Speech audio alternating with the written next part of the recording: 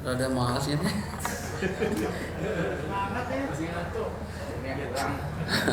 Astaghfirullahaladzim, astaghfirullahaladzim, astaghfirullahaladzim. Bismillahirrahmanirrahim. Alhamdulillahi rabbil alamin.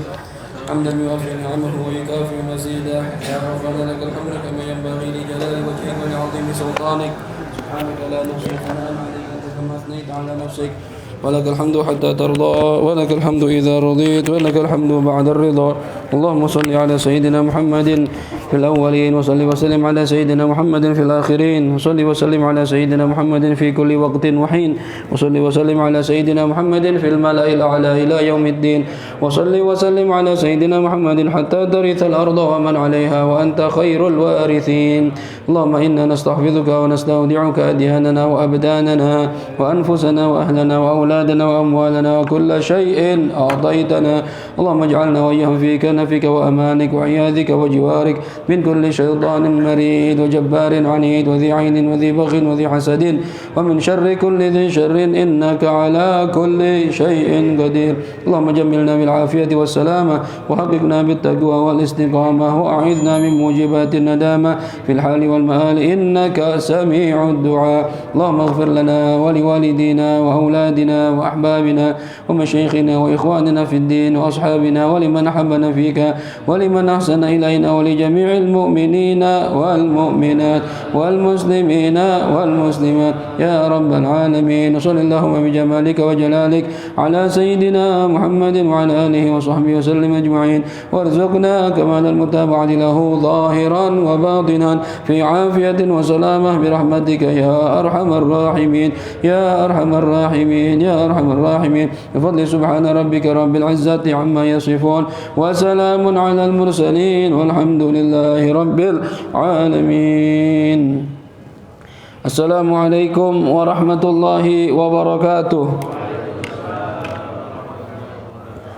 بسم الله الرحمن الرحيم. نويت التعلم والتعليم والنفع والانتفاع والإفادة والاستفادة والتذكر والتذكير والحث على التمسك بكتاب الله وسنة رسوله والدعاء إلى الهدى والدلالة إلى الخير ابتغاء وجه الله ورضاه وقربه وثوابه.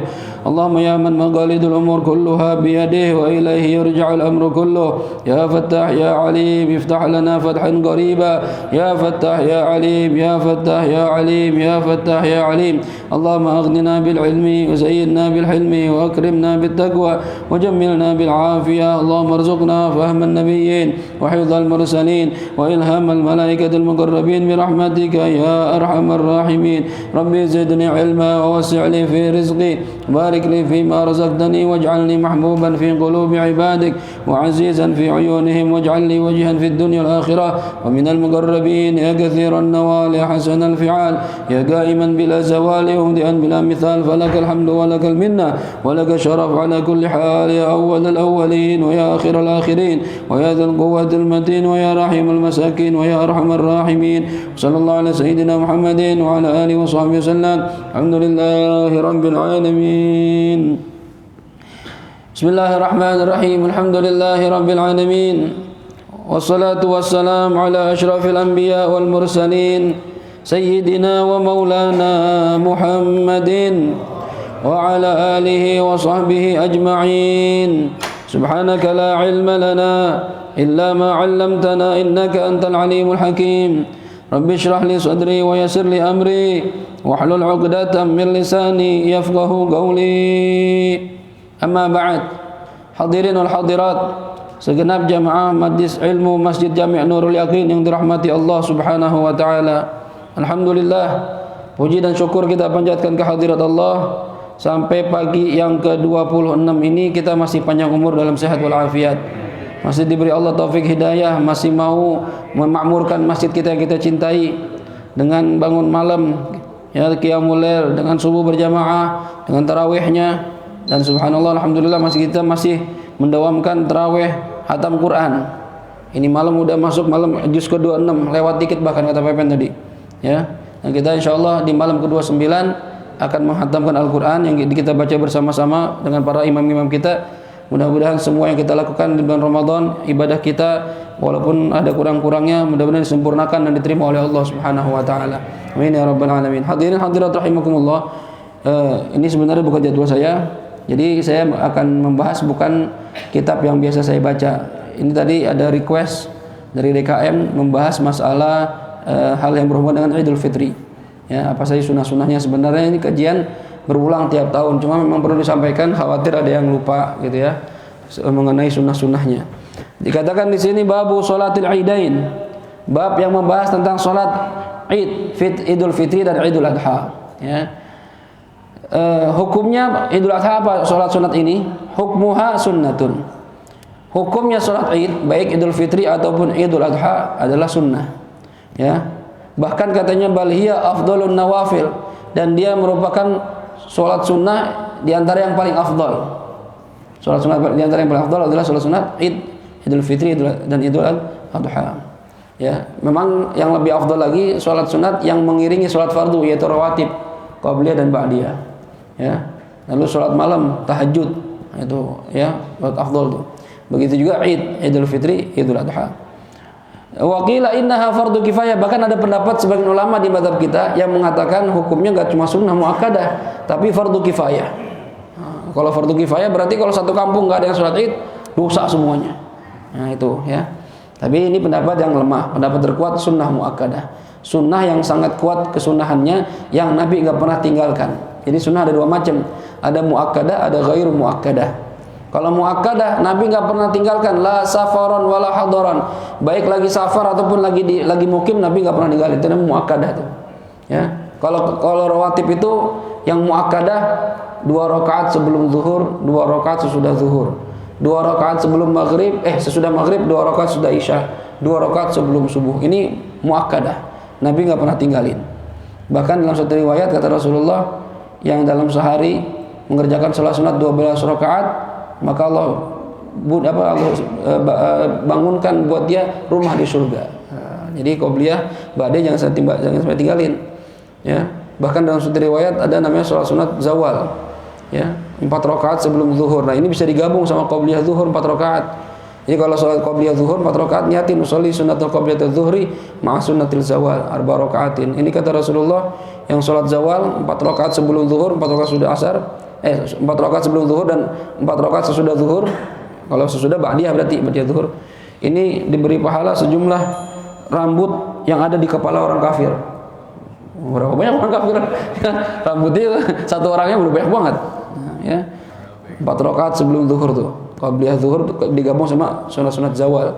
Lalu 4 rakaat sudah zuhur, ba'diyah. 4 rakaat sebelum asar kata Rasulullah, Allah akan memberikan rahmat, Allah akan menyayangi orang yang sholat 4 rakaat sebelum asar. Ini bisyarah nih. Ya. Sekaligus boleh dua-dua, boleh sekaligus. Rahimahullah imro'an sholat arba'an qabla al-asri kata Rasulullah. Allah akan menyayangi orang yang sholat 4 rakaat sebelum asar. Ini kok bukannya ghairu muakkadah nih. Tapi hadisnya luar biasa nih. Kata para ulama yang pengen dapat rahmatnya Allah, nah salah satu itu tuh. Dawamkan 4 rakaat sebelum asar. Ya. 2 rakaat sesudah maghrib, 2 rakaat sudah isya, 2 rakaat sebelum subuh, ya. Ini jenis-jenis sholat sunat yang termasuk muakkadah adalah sholat sunat Idul Fitri, Idul Adha. Ini artinya Nabi nggak pernah meninggalkan, ya. Walaupun lagi corona, iya. Zaman dulu nggak ada corona, ya. Walaupun misalnya ada wabah, tetap sholat sunat. Ya, walaupun sendirian, iya, jangan sampai ditinggalin. Ya, jadi nggak harus jamaah. Memang sunnahnya jamaah. Cuma misalnya kita bangun kesiangan, misalnya habis sholat subuh tidur, ya. Bangun-bangun jam 9 udah pada pulang orang dari masjid sepi. Gimana? Sholat nggak? Sholat jamaah. Saya dulu pernah ngalamin, bahkan saya sendiri bukan orang lain. Dari Rubat, ya, kan ngantri itu dari subuh, santri banyak banget. Mandi ngantri, telat kita. Sholatnya bukan di masjid Rubat, di luar. Ada tempat namanya Jabanah. Jabanah itu tempat ngumpul orang banyak di situ. Itu kalau ada sholat jenazah, sholat Id yang besar-besar di situ. Wah, nyampe di sana udah khotbah. Aduh, gimana Fit? Ini pulang-pulang, malu. Balik lagi ke pondok. Kita belum sholat nih, cari masjid. Masjid yang sepi, itu kecil-kecil masjid. Udah sholat di situ, kita jamaah dah. Ya, khotbah enggak? Ya khotbah aja, khotbah. Itu khotbah tersingkat itu. Yang penting kan rukunnya doang. Alhamdulillah. Allahumma sholli ala sayyidina Muhammad wa ala ali sayyidina Muhammad. Ittaqullah ya ibadallah, ya. udah langsung baca surah, duduk. Gitu doang. Udah selesai dah. Anak-anak belum pulang kita udah di rumah di pondok. Sholat tuh. Bener, iya khotbah. Dengar khotbah, gue yang khotbah, gue yang dengar jadi ya khotbah tersingkat itu enak, nggak lama-lama. Jadi jangan sampai ditinggalin. Itu pun khotbah kalau kita jamaah, kalau sendirian nggak usah khotbah. Di rumah sholat sendirian khotbah, siapa yang dengerin? Yang paling dibilang orang, udah lama tuh Ustaz, ya sendirian khotbah, nggak ada orang, ya. Nah, ini jangan sampai ditinggalkan. Sunnah muakkadah bahkan ada yang mengatakan fardu kifayah. Di mazhab Imam Abu Hanifah wajibah. Wajib bahkan. Berarti kalau wajib nggak sholat dosa. Ya. Jadi karena ada khilaf seperti ini, jangan sampai kita tinggalkan sholat Id. Kapan masuk waktunya? Min tulu'i syamsi, dari terbitnya matahari ila zawal, sampai tergelincirnya matahari atau sampai masuk waktu zuhur min yaumi Idul Fitr, di yaumul Idul Fitri. Ya. Jadi tanggal 1 Syawal tuh. Jadi mulai matahari terbit, syuruk tuh dulu ya, itu sampai zuhur. Jadi boleh kapan aja nih, ya. Ustaz, kalau saya bablas tidur sampai jam 1, habis sholat subuh saya tidur, bangun jam 1, udah zuhur Ustaz gimana? Boleh nggak saya sholat? Sunnah sholat dan namanya qadha. Jadi jatuhnya qadhaan, nggak apa-apa. Kalau sholat sunat yang punya waktu ditinggalkan, sunnah di qadha. Sholat fardu ditinggalkan, wajib di qadha. Itu. Jadi misalnya kemarin kita nggak duha nih, sekarang gimana? Qadha duhanya, biar istiqomah terus, gitu ya, nggak terputus. Baik. Kemudian apa saja sunnah-sunnahnya ketika sholat Id? Yang pertama, ta'khiruha ila an tartafi'a qadra rumhin, mengakhirkan sholat Id, ya. Jadi memulai sholat itu agak diakhirkan sampai matahari terangkat seukuran tombak, kurang lebih masuk waktu duha. Ya, jadi antara isyraq sama duha itu perkiraan sekitar 15 sampai 20 menit. Nah, misalnya isyraq jam 6, ya, duha jam 6.20 kurang lebih lah. Jadi kalau paling cepat bikin sholat Id, ya itu seukuran waktu sholat duha kalau mau dapat sunnahnya.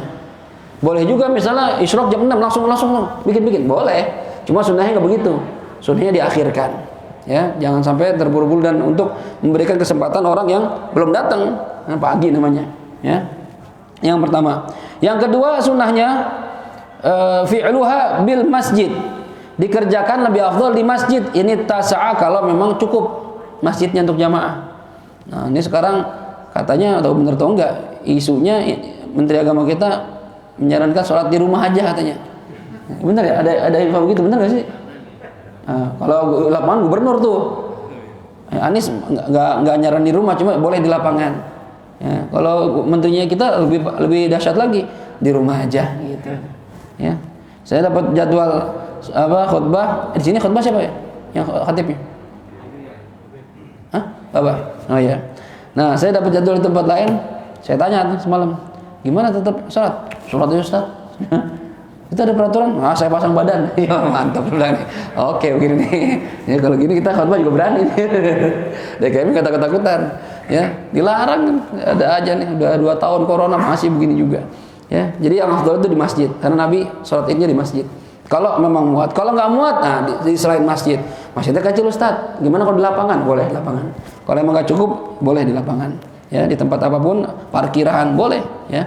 Tapi kalau selama masjid muat, maka afdal di masjid. Kita alhamdulillah masjid kita tingkat, jadi 2 lantai dan kita nggak jaga jarak, jadi masih luas. Ya, dulu bahkan tahun kemarin tuh corona tuh dari subuh itu ngumpul tuh. Ya. Alasannya jamaah sholat subuh gitu ya. Emang nggak niat itu, katanya jamaah sholat subuh nggak pulang-pulang, ya udah ke sholat Id sekalian. Trik ya. Sekarang nggak usah pakai trik-trikan dah ya. Datang aja udah. Insyaallah nggak ada masalah deh. Ya. Ini yang kedua, di masjid sunnahnya. Yang ketiga, ihya'u lailatihima bil ibadah. Menghidupkan malam hari raya dengan ibadah. Nah, jadi malam takbiran itu jangan tidur mulu, ya, tapi isi dengan ibadah. Dan ibadahnya macam-macam. Mau sholat, mau baca Quran, mau tasbih, mau zikir. Tapi yang paling afdal perbanyak takbir.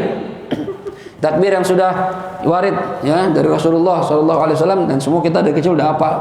Ya. Cuma kadang saya juga perhatiin orang takbir itu masih aja ada yang salah. Udah tua lagi yang baca orang tua gitu. Allahu Akbar, Allahu Akbar, Allahu Akbar. La ilaha illallah, Allahu Akbar, Allahu Akbar walillahil hamd gitu. walillah ilham. Ya. Ini salah nih. Walillahilham. Ya, bukan ilham. Ya. Salah jadinya. Jadi dan masih banyak tuh yang baca begitu. Ya. Walillah ilham itu. Ya. Jadi kalau nanti memang baca takbir yang megang mic jangan sampai salah. Ya, apalagi masjid kita ini malu nih. Ya, Kiai Ghazali kagak ngajarin apa nih. Takbirnya kagak bener, malu gitu nih, ya. Dan itu saya kadang gitu kalau nunggu waktu khotbah saya duduk dengerin tuh yang baca walillah ilham. Aduh, salah, ada tua-tua masih salah. Ya. Belajar biar bener. Ya, ini jadi hidupkan dengan takbir. Dan juga jangan sampai kita di malam takbiran, apalagi anak muda. Ini kira muda jarang nih, ya. Anak muda kadang itu malam takbiran malah maksiat. Dengan judul framingnya takbir keliling, tapi kelilingnya sama ceweknya. Jadi takbiran cuma pelukan, Allahu Akbar, Masya Allah. Ini parah ini. Keliling tuh dia tuh, dung gitu kan. Ya dulu malah zaman ahok kagak boleh kita takbiran, ya. Ini sekarang alhamdulillah gubernur. Batas waktu takbirnya tadi. Batas waktu takbir dari mulai kapan, Ustaz? Takbir itu masuk waktunya dari mulai ghurubus syams, terbenamnya matahari. Itu pun kalau sudah pasti masuk Syawal. Bis maghrib tuh udah mulai itu, ya. Jadi kita kan nanti Ramadan itu kalau nggak 29 30. Bisa 29 bisa 30 tergantung hilalnya. Ya, jadi kita tunggu pengumuman pemerintah aja. Mungkin saya ntar malam 30 saya bayar di sini kali. Takutnya masih tarawih atau gimana gitu kan. Nah, kalau seandainya udah pasti ada pengumuman pemerintah nih malam terlihat hilal ya tadi sore, berarti nih malam takbiran. Nah, mulai itu. Ya. Ada ntar namanya takbir mursal, ada takbir muqayyad. Nanti kita bahas tuh. Jadi kalau malam takbiran itu mursal tuh, terus takbir. Lagi ngapain takbiran? Ibu-ibu nih yang lagi masak ketupat, takbiran sama masak ketupat. Sambil ngisi ketupat, Allahu Akbar gitu. Ya, dan berkah tuh gitu tuh. Saya ngudek-ngudek semur, ya, rendang, Allahu Akbar gitu. Pokoknya kita nih lagi naik motor, ya, yang mau pulang kampung malam takbiran ada juga tuh, ya, karena katanya lebih gampang lolosnya, gitu, ya. Sampai naik motor takbiran aja udah, nggak usah ngapa-ngapain, ya. Ustaz saya mau baca Quran boleh nggak? Boleh, apa aja boleh. Itu yang ibadah paling afdal adalah takbiran, ya. Ibadah sama bini Ustaz di rumah, itu lain lagi itu, itu mah gak cuma takbiran doang, kapan aja boleh. Ibadah yang lain dah, ya, itu mah gampang, kapan aja itu bisa. Nah, jadi usahakan ngisi malam dengan ibadah. Nah, kata para ulama minimal ngisi malamnya itu dengan isya berjamaah. Nah, ini pun kita praktekin selama Ramadan tuh, isya berjamaah, subuh berjamaah. Karena kata Rasulullah, orang yang isya berjamaah maka mendapat pahala menghidupkan setengah malam. Nah, itu kan lumayan setengah malam tuh. Yang subuhnya berjamaah dapat pahala menghidupkan sepanjang malam. Nah, jadi kata Habib Salim, kalau seandainya kita dari awal Ramadan sampai akhir Ramadan isya dan subuh berjamaah bisa dipastikan dapat Lailatul Qadar. Oh, gitu tuh. Kan enak tuh. Ya, belum lagi kita taraweh, belum lagi masjid kita alhamdulillah ngadain qiyamul lail 10 malam terakhir. Kalau tahun kemarin kita malam ganjil doang, ini 10 malam full tuh. Ya, alhamdulillah mudah-mudahan bisa istiqomah kita begitu. Harapannya dapat Lailatul Qadar. Karena kata Jibril sama kepada Rasulullah, ya Rasulullah, seandainya umat kamu sholat 2 rakaat aja di malam ya Lailatul Qadar dapat pahala lebih besar dari ibadah Syam'un yang ibadah 1000 tahun. Oh, kita dapat lebih gede pahalanya. Itu 2 rakaat doang tuh. Nah, mudah-mudahan kalau terjadi di 10 terakhir kayaknya jamaah yakin dapat itu kayaknya. Mudah-mudahan ya. Nah, tiap malam datang tapi ya. Kan kadang ada yang malam ganjil doang, ada ya. Nah, kebetulan dapatnya malam genap ya gak dapat berarti dia gitu. Kecuali di rumahnya ibadah juga gitu, ya. Dan dapat berapa? Dan kita alhamdulillah ini. Kemarin saya khotbah di Al-Muttaqin, saya tanya Mas itu bikin gemulen. Bikin juga kadang kayak gitu kan. Oh gitu. Di Nur Yakin bikin tiap malam. Sahur juga. Katanya Nur Yakin enak, donaturnya banyak katanya gitu. Kambing, dia bilang kambing tiap malam. Tadi ayam. Saya bilang tiap malam jadi ayam. Turun pangkat kita nih. Ya, dari malam 21 kita kambing terus tuh. Mungkin saya bilang kambing. Oh iya, tiap hari. Ayam dia. Mungkin Allah tegur, jangan sombong lu itu ayam kambing. Ya, ayam juga boleh gitu ya. Tapi alhamdulillah kita istiqomah itu ya. Dari malam pertama udah. Iya, lupa dia salah belanja gitu. Ya, jadi biasain malam takbiran tuh ibadah yang banyak, perbanyak takbir. Nah, kemudian sunnah juga al-ghuslu, mandi. Kalau pengen di hari raya Id itu silakan mandi. Masuk waktunya dari kapan? Dari pertengahan malam. Jadi udah boleh mandi. Cuma sunnahnya itu lebih afdol kalau kita pengen berangkat baru mandi supaya waktu sholat seger. Dan ini mandi nggak cuma buat yang hadir doang. Hatta yang nggak mau hadir sholat tetap sunnah mandi. Beda sama Jumatan. Kalau Jumatan itu sunnah mandi bagi yang mau hadir. Kalau yang nggak hadir misalnya lagi musafir atau lagi sakit itu nggak sunnah mandi. Yang nggak mau hadir sholat Jumat. Cuma kalau Id walaupun misalnya nggak mau hadir nih, ya saya nggak mau sholat di rumah aja, tetap sunnah mandi. Karena menghormati harinya bukan sholatnya, tapi harinya memang disunahkan untuk mandi, gitu ya. Jadi ibu yang di rumah mandi tuh semua tuh, ya biar jarang mandi. Boleh. Nggak masalah, bahkan dari pertengahan malam, ya. Mandinya berdua apa sendiri kan? Terserah. Ya, kalau mandi berdua berarti ibadah lebih banyak. Berdua sama siapa dulu ini? Kita tanya itu berdua sama siapa? Ya, kalau sama bini kita, ya jadi ibadah. Jadi sama bini orang, jadi maksiat. Jadi mandi berdua lebih enak ya, Ben. Main mandi-mandian gitu. Ya. Gosok-gosokan. Nah, jadi sunnah mandi itu ya. Mandi diniatin. Jangan mandi biasa, karena kalau nggak ada niat, jatuhnya bukan ibadah. Ya, misalnya niatnya gimana? Bahasa Arabnya nawaitul ghusla nawaitul ghusla al-masnun liyaumil Id lillahi taala. Ya, jadi saya niat mandi sunnah di hari raya Id untuk Allah. Jadi dapat pahala tuh. Nah, kalau Ustaz kalau malam takbirannya saya kumpul sama bini, karena Ustaz bilang ibadah, saya mau ibadah sama bini nih. Nah, gimana mandinya? Niatin dua. Ya, niatin dua-duanya. Nawaitu ghuslal wajib ya li rafil hadits akbar wa ghuslul masnun yaumil Idul Fitri lillahi taala. Dua tuh. Ya. Bagaimana di subatnya? Wa inna wa fardhan wa naflan hasala aw fa bikulli minhuma tahassala. Kalau kita punya dua kewajiban atau kesunahan antara fardu sama sunnah, kalau niatin dua-duanya hasala dapat dua-duanya. Tapi kalau niatin satu doang ya dapat satu doang. Gitu. Jadi kalau kita cuma niat mandi junub doang belum dapat niat mandi sunnah. Jadi niatin dua-duanya. Kan kerjaannya juga sama sekali doang. Ya, jadi diniatin dua-duanya dapat pahala dua-duanya. Gitu. Hah? Iya, ngancam. Iya, nggak apa-apa itu. Ya, ibadah juga. Dan itu ibadah paling enak tuh sama bini itu. Iya. Beneran. Pahalanya gede, ibadahnya enak. Nah, emang agak keringetan emang, cuma nggak apa-apa enaknya. Capek. Ibadah itu. Makanya yang kayak Mudor ini kesian ini. Elki ya. Sian. Dia nggak bisa ibadah ya. Agamanya belum sempurna kata Nabi itu. Jadi nikah itu setengah agama tuh. Ya, ente kalau mau sempurna nikah. Ya. Ente capek-capek 10 rakaat dibanding kita 2 rakaat, gedean kita pahalanya. Kata Rasul. Makanya Pak Haji Nur Ali langsung nikah lagi tuh. Ya, biar pahalanya enggak berkurang. Rakaatan minal mutahil khairun min 70 rakaatan min ghairi mutahil. 2 rakaat atau satu salat yang dikerjakan dari orang yang ya sudah menikah sudah menikah itu lebih baik dibandingkan 70 kali dari salatnya orang yang belum nikah. Ya. Beda pahalanya. Pepe nanya, itu kalau bini satu Ustaz, kalau bini dua ya sama aja Pepe. Penting nikah apa enggak, bukan masalah satu duanya. Jadi nggak ada bedanya, saya sama Fauzan nggak ada bedanya. Yang penting udah nikah. Gitu. Kalau saya sama Mudor bisa dibandingin nih, belum nikah Mudor. Ya, kalau bini banyak enggak, sama aja, hitungannya sama aja. Ya, sama aja. Ya. Kadang kalau begitu, itu satu Ustaz, gimana kalau 2, kalau 3 ya?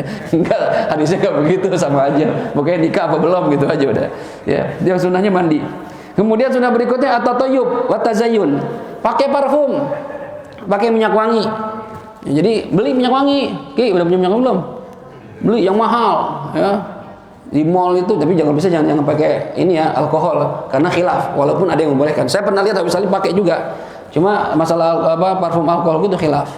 Lebih afdol kalau kita pakai parfum yang enggak ada alkoholnya. Kalaupun enggak ada, boleh yang pakai alkohol boleh. Karena ada ulama yang membolehkan. Gitu ya. Pakai tuh. Yang harga sebotol 3 juta. Oh, itu 5 kali semprot sampai sore enggak hilang-hilang. Ya, beda emang, harga tuh enggak bisa bohong. Saya pernah dikasih orang hadiah parfum dari Jerman. Itu saya pakai hari ini, besok saya pakai baju masih wangi. Beda sama yang dicondet.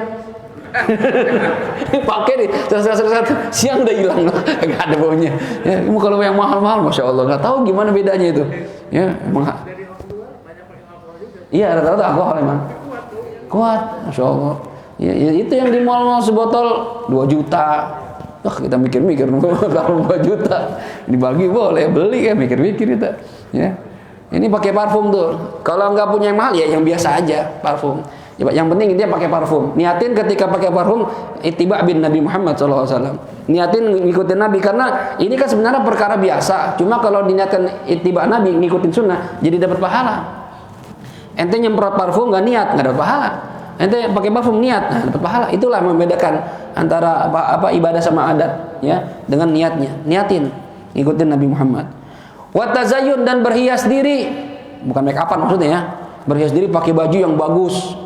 Nah, jadi usahakan Id itu pakai baju yang paling bagus yang kita miliki. Nggak harus putih, beda sama Jumat. Jumat itu sunnahnya putih.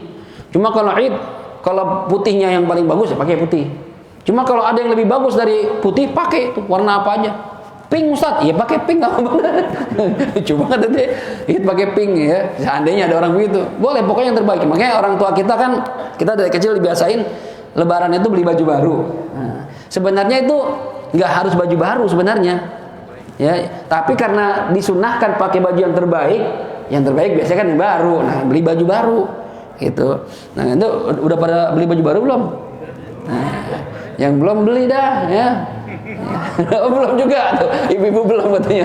Kasihan banget. Suaminya kemana emang? Minta sama lakinya, minta THR ya. Bu Indun belum kata Pak Haji. Beliin baju bini kita ya, kan kita sebagai suami itu punya kewajiban setahun itu minimal 2 kali beli baju buat istri. 2 kali minimal, lebih boleh, kurang jangan ya, yang lebih ya Mamat tiap bulan beli. Ya 2 kali minimal. Saya momennya tuh beliin itu Lebaran gitu ya. Kalau Lebaran saya disuruh beli tuh sampai kita puyeng bayarnya. Setahun sekali beli 6 orang ya, bini anak 4 ya, Masya Allah. Jadi kaget tuh begitu lagi tagihan, Masya Allah sekian juta, banyak banget ini. Itu setahun sekali bang, iya. Ini kalau beli buat setahun sekali benar-benar. Baju tidur 4, 5, 1 anak bayangin tuh. Banyak banget kan buat setahun bang itu. Oh iya juga ya. Wah, saya nyuruh setahun sekali, begitu tagihan kaget kita. Cuma begitu habis Ramadan kebayar juga tuh. Kalau nggak corona, kalau corona ada sepi. Kalau nggak corona kebayar tuh, Masya Allah. Tapi habis Lebaran nih puyeng lagi, habis duit kita. Bayar tagihan, nggak apa-apa dah buat anak bini. Ya, pas dah, impas dah. Yang penting nggak ngutang kita. Nah itu usahain tuh, seorang suami, seorang ayah beliin. Ya, berusaha. Kalau emang nggak bisa ya, pakai baju yang ada yang terbaik. Ya, pakai baju yang terbaik. Walaupun seandainya bukan warna putih. Cuma jangan gini ya, jangan dimakruhkan kita pakai baju yang bergambar-gambar. Ya, Ustaz, baju saya terbaik tuh baju yang gambar Metallica. Metallica paling bagus. Pakai gambar depan belakang lagi, itu makruh begitu. Karena ganggu orang sholat. Ya, gambarnya itu bisa mengganggu kita. Walaupun sebenarnya kesalahan kita juga sih. Ya, kita misalnya sholat di depan, di belakang orang yang pakai baju bergambar. Itu kan kita sunnahnya ngelihat tempat sujud selama sholat. Tapi kadang gara-gara gambar itu kita terganggu tuh. Ya, apalagi gambar Ayu Ting Ting misalnya gitu, gambar cewek itu coblos saya nomor 2. Nah itu baca itu kita lagi sholat nggak pilkada kita jadi nggak khusyuk. Jadi usahakan bajunya yang tidak ada gambar-gambarnya ya. Kalau ibu-ibu tuh kan biasanya pamer itu tuh, pamer mukena. Masya Allah, jangan ya bu ya, sholat Id jangan niat pamer mukena yang siapa tuh Syahrini. Waduh itu mahal itu ya. Paling depan dah, iya. Padahal biasanya nggak pernah sholat, paling depan. Yang bukannya paling mahal. Jangan kita pakai baju yang bagus, niat ria, malah jadi dosa kita. Ya, niatin tahaddus bin ni'mah, bersyukur akan nikmatnya Allah Subhanahu Wa Taala. Ya, pakai itu yang bagus-bagus, gamis yang baru, imamah yang baru, sendal baru, asal jangan hilang aja sendal kita. Alhamdulillah, udah yakin ada loker tuh. Kalau perlu loker tambahin lagi Bang Haji. Ya soalnya karena Lebaran sendalnya baru semua. Kalau taruh depan hilang, rugi kita tuh. Ya, pakai yang terbaik. Bahkan saya di Tarim itu orang Yaman kalau pakai lagi Id nih, kan sarungnya baru BHS. Dia sarung BHS juga tuh dari kita sarungnya. Itu stikernya kagak dicopot. Nempel semua sini stiker sampai kita ngeliatin gitu. Itu menunjukkan nih baru gitu. Maksudnya bukan mau pamer, ingin menunjukkan nikmat, bersyukur pada Allah Subhanahu Wa Taala hari Id bisa pakai baju baru gitu. Saya sampai mikir, kok norak banget gitu ya. Ternyata bukan norak, itu sebagai cara menunjukkan syukur kepada Allah Subhanahu wa taala. Jadi besok boleh praktekin tuh kayak ditarim. Jadi stiker jangan copot-copotin. Ya, sendal labelnya jangan copot-copotin. Harganya yang 2 juta hilang-hilang kata sendal. Wah, 2 juta sendalnya. Kadang kita pikir gitu, ya Allah. Saya pertama kali tuh kaget tuh. Kok gini orang tarim ya? Norak banget. Ternyata bukan norak, maksudnya nunjukin ini baru sebagai rasa syukur sama Allah gitu, ditunjukkan. Karena disunahkan izharun ni'mah, melihatkan nikmat Allah pada kita. Nah, itu sunnah begitu tuh. Ya. Bagi kita kan norak gitu ya, begitu enggak tuh. Ya. Kalau perlu jangan copot-copotin tuh, ya label-label semua, peci-peci kita tuh. Ya, ini sunnah tuh begitu. Jadi pakai baju yang terbaik, pakai parfum. Nah, bagi perempuan gimana Ustaz? Sholat di rumah apa di masjid? Yusannu khurujul ajuz. Disunahkan ibu-ibu yang sudah tua untuk keluar. Tapi ghairu dzawatil hayah, yang enggak cakep. Nah, ini lagi nih. Udah tua enggak cakep. Dan kayaknya kalau istri-istri Pak Haji nih kayak cakep-cakep di rumah aja bagus. Ya, kalau kita kan kadang mama tuh di belakang banyak banget. Udah enggak cuma mama yang muda-muda gitu.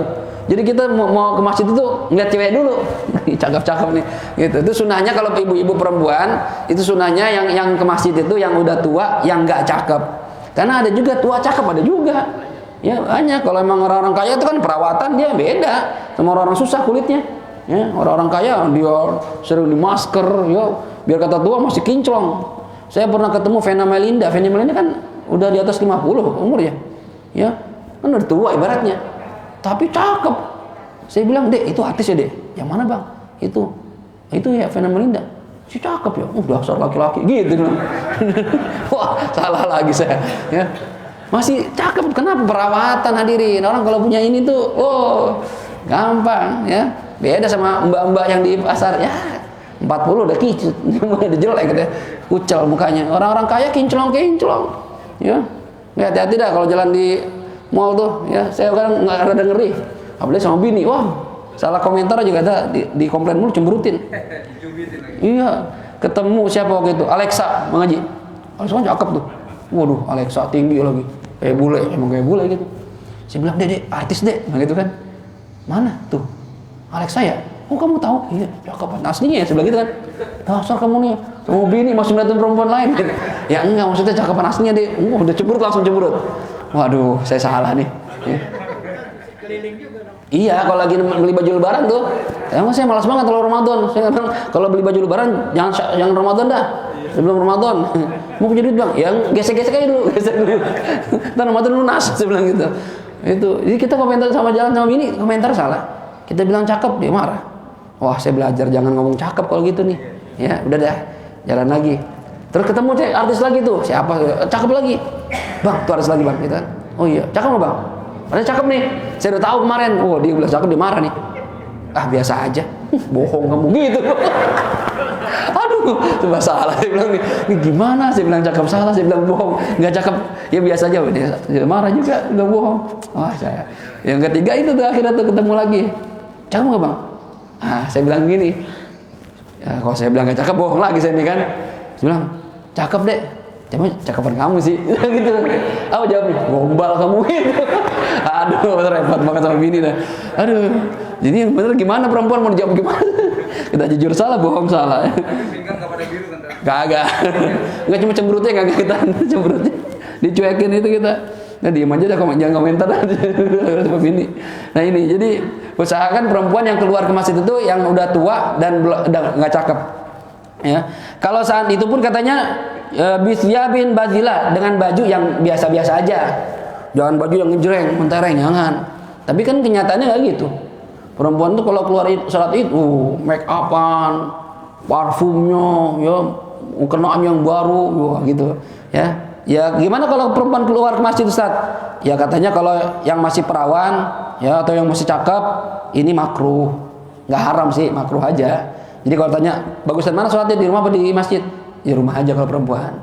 Bahkan kalau di Tarim itu ada satu musola khusus perempuan sholatnya, perempuan semua, imamnya perempuan. Nah khutbah gimana Ustaz? Khutbahnya, karena khutbah nafsu laki-laki, jadi dia ganti khutbah dengan ceramah agama. Gitu. Itu begitu caranya. Kalau kita nggak ada ya. Mungkin di kebun besar tuh ada majelis taklim bikin begitu, khusus ibu-ibu. Ya, ada juga model begitu khusus ibu-ibu. Di Nulia kan nggak ada. Jadi kalau ibu-ibu gimana? Yang masih cakep mendingan di rumah, ya. Yang merasa jelek, yang masih jelek, ya. Atau udah tua, ya bolehlah ke masjid. Cuma kalau saya masih muda, cakep, ke masjid Ustaz, ya boleh, cuma makruh saja. Ya, boleh, nggak masalah. Jangan dilarang, nggak boleh perempuan, tetap boleh. Iya. Ibu kan kalau keluar kan bagus ya pakaiannya. Tapi kalau di rumah kenapa sih? Oh iya, ibu-ibu katanya nih, ini curhat sekali sebenarnya. Ibu-ibu kalau keluar baju bagus-bagus, kalau di rumah ngapa sih jelek-jelek ya? Pertanyaan tuh, kenapa apa baju di rumah jelek-jelek beliin? Ya kadang ibu-ibu salah nih Bu ya. Kadang bisa jadi kesalahan dari ibu-ibu juga kalau lagi keluar rapi banget. Ya parfum, dandan gitu kan, apalagi kalau udah kondangan. Tuh dandannya bisa hampir sejam kita nungguin itu. Ya kalau mau kondangan lama banget, kita udah siap, udah keringetan, udah gerah lagi, udah rapi. Ya aduh perempuan nih. Ya, ini gimana? Salah sebenarnya. Sebenarnya tabarruj itu apa namanya, berdandan itu buat laki-laki, buat suami, bukan buat orang lain. Ya. Jadi suami itu sebenarnya dalam fikih kita nggak wajib beliin alatul jamalah, alat kecantikan, make up buat istri kita kalau dia make upnya bukan buat kita. Kita nggak wajib beliin tuh. Depan kita jelek, begitu jalan keluar rapi. Wah ini nggak benar begini. Besok make upnya habis gue usah beliin. Bang bedak habis bodoh. Lipstick habis bodoh. Emang kok gitu sih bang? Beliin bang. Ya, lu dandannya buat gua. Di tempat tidur biasa aja. Oh, gue beliin baju, kedinginan baju, masuk angin. Jadi make up itu laki-laki termasuk nafkah kalau memang make up itu buat laki-laki, buat suaminya. Kalau bukan buat suaminya kita, atau misalnya kita bilang, dah saya nggak demen kamu pakai make up, nggak wajib beliin itu, nggak wajib. Ya, jadi perempuan makanya biar tetap make upnya ada terus, dandan buat suami, itu depan suami rapi. Parfum, itu wangi. Jadi kita juga pulang ke rumah enak. Kita di luar godaannya banyak Bu. Ya, yang kerja, yang ustadz juga godaannya banyak di luar. Kita pengen pulang ke rumah kan, istri kita cakep, wangi, kan enak juga pulang. Kalau nyampe rumah bini jelek, udah jelek bau, baju bolong-bolong. Wah mendingan ngajar aja dah, ngajar di rumah, ngajar di luar aja dah. Ya daripada di rumah puyeng kita. Baunya kelapa. Baju mereka mendingan di pasar aja katanya. Kalau memang bininya jelek, nggak rapi. Itu padahal kambing, megang kambing masih mendingan di pasar. Ya kalah tuh baunya istri kita tuh. Ya, jadi perempuan bersolek, ayo boleh dandan buat suaminya, jangan buat yang lain. Kalau keluar rumah ya biasa-biasa, normal aja, nggak usah wah gitu, biasa aja. Ya bahkan jangan sampai kita termasuk tabarruj berdandan seperti orang jahiliyah, berlebih-lebihan, jangan. Ya. Kemudian berangkatnya sunnahnya pagi-pagi. Nah, al-bukur tapi selain imam. Kalau imam, petugas, ini sunnahnya belakangan datangnya. Jadi DKM juga jangan nempel-nempelin mulu. Itu DKM nggak ngerti sunnah namanya tuh. Jam berapa ini sholat idnya? Sholat id misalnya jam 6:30 misalnya. Terus jam 6 lewat 5 lewat 10 khotib belum datang, imam datang, biarin aja. Memang sunnahnya datang belakangan. Dan itu kata para ulama ahyab, lebih wibawa buat dia terhadap jamaah. Ini nggak lucu imam dari jam 5:30 nungguin sendirian aja.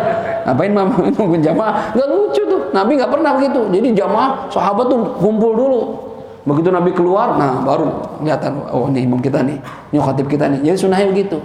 Cuma memang deg-degan juga sih kalau khatib belum datang kita datang gitu kan ya. Karena kan nggak semua orang siap gantiin. Ya. Gelisah ya WA aja boleh Ustaz, bagus banget lagi ya gitu. Jadi nggak usah terlalu tegang gitu. Iya udah paham gitu. Ya jadi biarin aja, memang sunnahnya itu belakangan khatib itu. Baik khatib Id ya ataupun khatib Jumat itu sunnahnya begitu. Kalau jamaah jamaah duluan. Jadi ente jangan nyala-nyalain, ente Ustaz ngajarin doang, datang pagi, ente siang belakangan. Ya anak kan khatib. Ya alasannya gitu, saya khatib belakang, ente jamaah duluan. Itu sunnahnya begitu. Nunggu dah tuh. Nah, selama nunggu ngapain Ustaz? Baca Quran? Enggak, selama nunggu baca takbir paling banyak, yang paling bagus. Banyakin takbir tuh. Allahu Akbar, mau sendiri, mau rame-rame, biasanya dipimpin tuh. Nah, itu bagus gitu tuh. Ya, baca takbir tuh sampai masuk waktu salat Id, ya. Kemudian berangkat al-masyu ilaiha dhahaban. Berangkatnya itu kalau bisa jalan kaki. Itu lebih afdol. Jalan kaki. Ya, pulang pergi itu jalan kaki dan pilih jalan yang berbeda antara pergi sama pulangnya. Cuma kalau khutbahnya di Senayan, kayak jalan kaki lumayan juga, ya.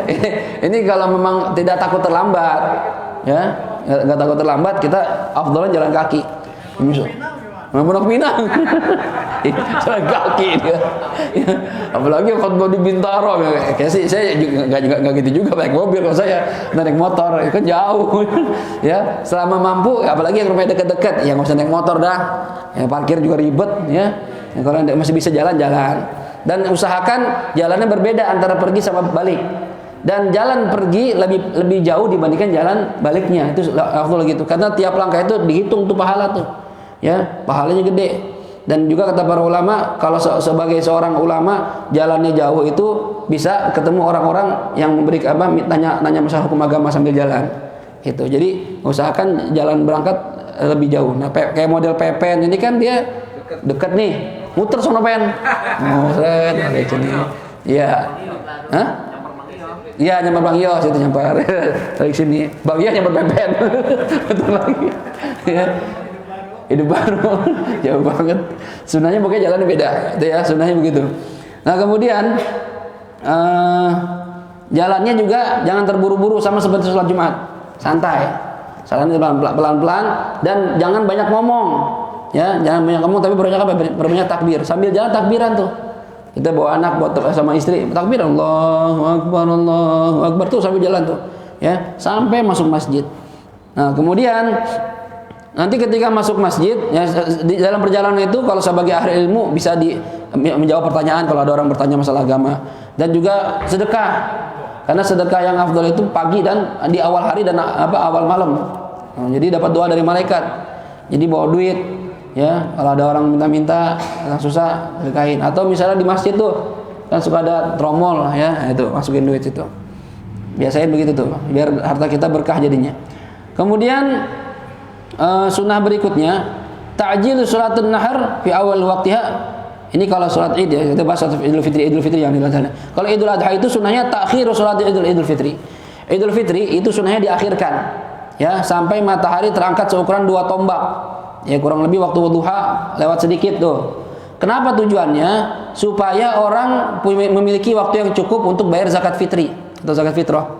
Nah, kan sunnahnya itu zakat fitrah itu paling afdol, ya, sebelum imam naik sholat Id. Gitu. Jadi usahakan tuh dari mulai subuh masuk waktu yang paling afdol, ya. Kalau bolehnya sih dari awal Ramadan boleh kita bayar. Sekarang pun boleh kita bayar. Cuma yang paling afdol itu setelah masuk subuh, setelah sholat subuh sampai imam takbir sholat Id. Nah, karena waktu yang paling afdol itu sampai sholat Id, maka disunahkan sholat Idul Fitri diakhirkan supaya waktunya agak lama. Gitu. Jadi kalau kita mau cari waktu yang afdol memang setelah sholat subuh, cuma agak ribet ini. Ya, kita repot lagi bayar siap-siap dan belum tentu juga dapat fuqara masakinnya. Kecuali memang ada tetangga kita yang susah, nah kita tinggal datang ke rumahnya subuh kasih beras, bisa gitu. Cuma kalau kampung kita daerahnya orang-orang ada semua, ya nyari semana ini kita. Yang miskin udah pulang kampung, ya kan nggak boleh mudik. Sebelumnya Ustaz biar pada boleh, gitu. Jadi susah jadinya, ya. Jadi kalau mau yang aman ya sebelum sholat ya nggak apa-apa. Misalnya kayak sekarang kita bayar nih, boleh, ya. Nah ini sholat Id, cuma Idul Fitri. Kalau Idul Adha beda. Idul Adha itu sunnahnya dicepatkan. Kalau tadi Idul Fitri diakhirkan, kalau Idul Adha diawalkan, didepankan. Kenapa? Supaya waktu motong hewan kurban lebih panjang. Jadi nggak kesiangan. Kan banyak hewan yang mau dipotong tuh. Jadi usahakan sholatnya lebih cepat. Ya. Kemudian kalau Idul Fitri disunahkan sebelum berangkat sholat membatalkan atau memakan sesuatu. Ya.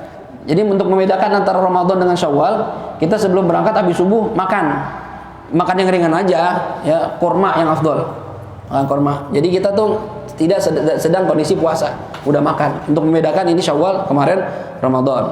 Kalau Idul Adha beda. Idul Adha itu sunnahnya ketika berangkat imsak, menahan diri, nggak makan, nggak minum. Sampai kapan? Sampai selesai sholat, dan kalau bisa membatalkannya itu dengan hati hewan yang kita sembelih. Ini Nabi itu membatalin gitu. Misalnya potong kambing, ya, dipotong kambing, keluarin hatinya, potong kecil dikit, makan. Mentah Ustaz, iya nggak apa-apa. Ya, kalau nanti kuat, kalau misalnya nggak kuat, digoreng dikit, bakar dikit, nah, makan. Itu sunnahnya begitu. Batalinnya dengan bagian dari hewan kurban yang kita potong, sunnahnya. Jadi beda antara sholat Id sama Idul Fitri, Idul Adha. Kalau Idul Fitri batalin dulu, habis subuh makan korma. Kalau Idul Adha nggak makan. Ustadz, kalau saya makan ketupat, boleh nggak? Ya boleh, kenyang itu malah ya. Udah ketupat, nambah teh manis lagi ya, udah nggak apa-apa, boleh-boleh aja. Pokoknya intinya tidak imsak, tidak menahan diri. Baik. Kemudian juga yang perlu diperhatikan di antara sunnah adalah tusannu tahniyah bil Id, mengucapkan selamat hari raya. Nah, ya. Kalau yang Nabi kerjakan barakallahu lak barakallahu ya. Taqabbalallahu minna wa minkum ya. Kalau kita kan selamat hari raya Idul Adha gitu. Mohon maaf lahir dan batin ya. Minal aidin wal faizin wal maqbulin. Kullu am wa antum bikhair gitu. Yang warid dari Rasulullah taqabbalallahu minna wa minkum. Itu yang dari Rasulullah tuh. Nabi pas ketemu sahabatnya di hari Id gitu. Dan ini mulai masuk waktu tahniyah, mengucapkan selamat ini dari kapan? Dari mulai maghrib. Jadi kalau pemerintah ngumumin besok kita sholat Id, nah itu udah main tangan tuh, ya langsung kirim WA, SMS, dulu SMS ya, sampai pending kita SMS kita 3 hari baru nyampe, saking penuhnya atau besoknya baru nyampe, ya kirim tuh, apa minal aidin wal faizin taqabbalallahu minna wa minkum, itu sunnah begitu, mengucapkan selamat kalau bisa sih ketemu langsung, cuma kalau jauh-jauh kan, lagi corona begini nggak bisa ketemu langsung, minimal dengan pesan ya, tulisan. Nah, Ustadz, ada yang bilang ngucap minal aidin wal faizin bid'ah. Nah, ini rame tuh ntar tiap lebaran tuh. Ini gara-gara Salafi, gara-gara Wahabi tuh, ya. Ngucap minal aidin wal faizin bid'ah. Nabi nggak pernah begitu. Selamat hari raya Idul Fitri bid'ah. Jadi yang sunnah gimana? Yang boleh taqabbalallahu minna wa minkum. Nah, itu. Yang lain bid'ah. Kalau bid'ah sesat. Kalau sesat masuk neraka. Ini kan pemikiran ya cetek banget. Masa kita doain orang masuk neraka? Ya, kata dia bahas begini nih. Apa itu minal aidin? Kalimatnya kagak jelas. Ya, minal aidin dari orang-orang yang kembali. Apa artinya itu? Ya, wal faizin dan orang-orang yang beruntung. Apa dari orang yang beruntung? Ini kan penggalan doa. Orang Arab itu sama kayak kita suka menyingkat-nyingkat. Ada singkatannya juga dia. Ya. Misalnya kayak doa itu tuh. Ya, minal aidin wal faizin. Sebenarnya itu doanya lengkap. Ja'alanallahu wa iyyakum minal aidin wal faizin wal maqbulin. Gitu sebenarnya. Ja'alanallah, semoga Allah menjadikan kami dan kalian minal aidin, termasuk orang-orang yang kembali. Kembali apa? Kembali suci lagi. Aidina minal fitrah, kembali suci lagi. Yang tadinya dosa setelah Ramadan, mudah-mudahan dosa kita diampuni Allah Subhanahu wa taala. Lebaran bersih lagi. Wal faizin, orang yang beruntung. Beruntung apa? Bil jannah, dapat surga. Karena dijanjikan orang yang puasa dapat surga. Wal maqbulin, dan diterima. Apa yang diterima? Amal solehnya. Nah, itu sebenarnya doa. Cuma kan orang kita menyingkat-nyingkat. Dan memang saya jujur aja, di Arab mungkin kayak di Mekah gitu, nggak ada yang minal aidin wal faizin. Ya. Selamat hari Idul Fitri gitu. Ya, tapi sekarang udah mulai sih, kalau dapat WA dari Yaman tuh minal aidin. Tapi kalau sehari-hari taqabbalallahu gitu aja dah. Gitu. Jadi bukan berarti nggak boleh, boleh, itu kan doa. Dari doa itu perintah Allah Subhanahu wa taala. Mendoakan saudara, mendoakan orang lain lebih diperintahkan lagi. Jadi nggak apa-apa, ya. Jadi jangan sampai kita kaku bid'ah, Nabi nggak pernah baca, kita nggak boleh baca, enggak juga. Selama itu baik ya nggak apa-apa. Kan ada bid'ah yang baik, ada bid'ah yang nggak baik. Termasuk tarawih yang kita kerjakan ini 23 itu bid'ah itu. Yang ngomong bid'ah siapa? Bukan Wahabi. Orang-orang sahabat langsung ngomong. Sayyidina Umar ketika ngelihat orang-orang di zaman beliau, zaman khalifah beliau, ya, orang sholat tarawih mencar-mencar masing-masing. Imamnya beda-beda. Kata Sayyidina Umar, ini kata sama teman-temannya nih, gimana ya kalau kita dikumpulin nih, orang-orang sholat terus imamnya satu, kayak lebih enak dilihatnya. Kata sahabat yang lain, iya, bagus gitu. Nah, akhirnya mereka sepakat nih, bikin tarawih jamaah kayak kita nih. Nah, begitu terjadi itu tarawih, kata Sayyidina Umar apa? Ni'matul bid'ah hadhi. Sebaik-baiknya bid'ah yang ini nih, bid'ah yang paling bagus nih. Ya. Artinya para sahabat pun mengakui ada bid'ah, tapi baik. Kalau sahabat aja bilang ada bid'ah yang baik, masa orang sekarang yang jauh dari zaman Nabi mengatakan semua bid'ah sesat? Lebih paham mana hadis antara sahabat dengan orang-orang sekarang? Ya sahabat lah, ya, muridnya Rasulullah langsung. Jadi kalau selama itu baik nggak masalah. Masa orang ucapin selamat hari raya Idul Fitri, mohon maaf lahir dan batin, oh ini masuk neraka ente. Bid'ah ini, bid'ah sesat. Masa begitu? Orang doain orang, ya. Yang model begitu nggak usah didoain dah. Udah mau doain udah, ya. Dibidah-bidahin kita doain, nggak usah. Ya, jadi sunnah tuh tahniyah tuh, sunnah, ya. Dari waktu mulai maghrib udah mulai waktunya. Nah, kemudian juga sebentar, ada yang penting lagi nih. Nah, takbirnya, takbir Id, ya kita udah paham ya. Ada takbir mursal, ada takbir muqayyad. Takbir mursal ini ya ada di Idul Fitri dan Idul Adha. Jadi takbir mursal ini takbir yang tidak terikat sama sholat. Kapan aja disunahkan. Dari mulai malam takbiran tuh, mulai maghrib tuh sampai imam takbir sholat Id, dah berhenti waktunya. Ya, kalau malam takbiran tuh dari maghrib takbiran aja.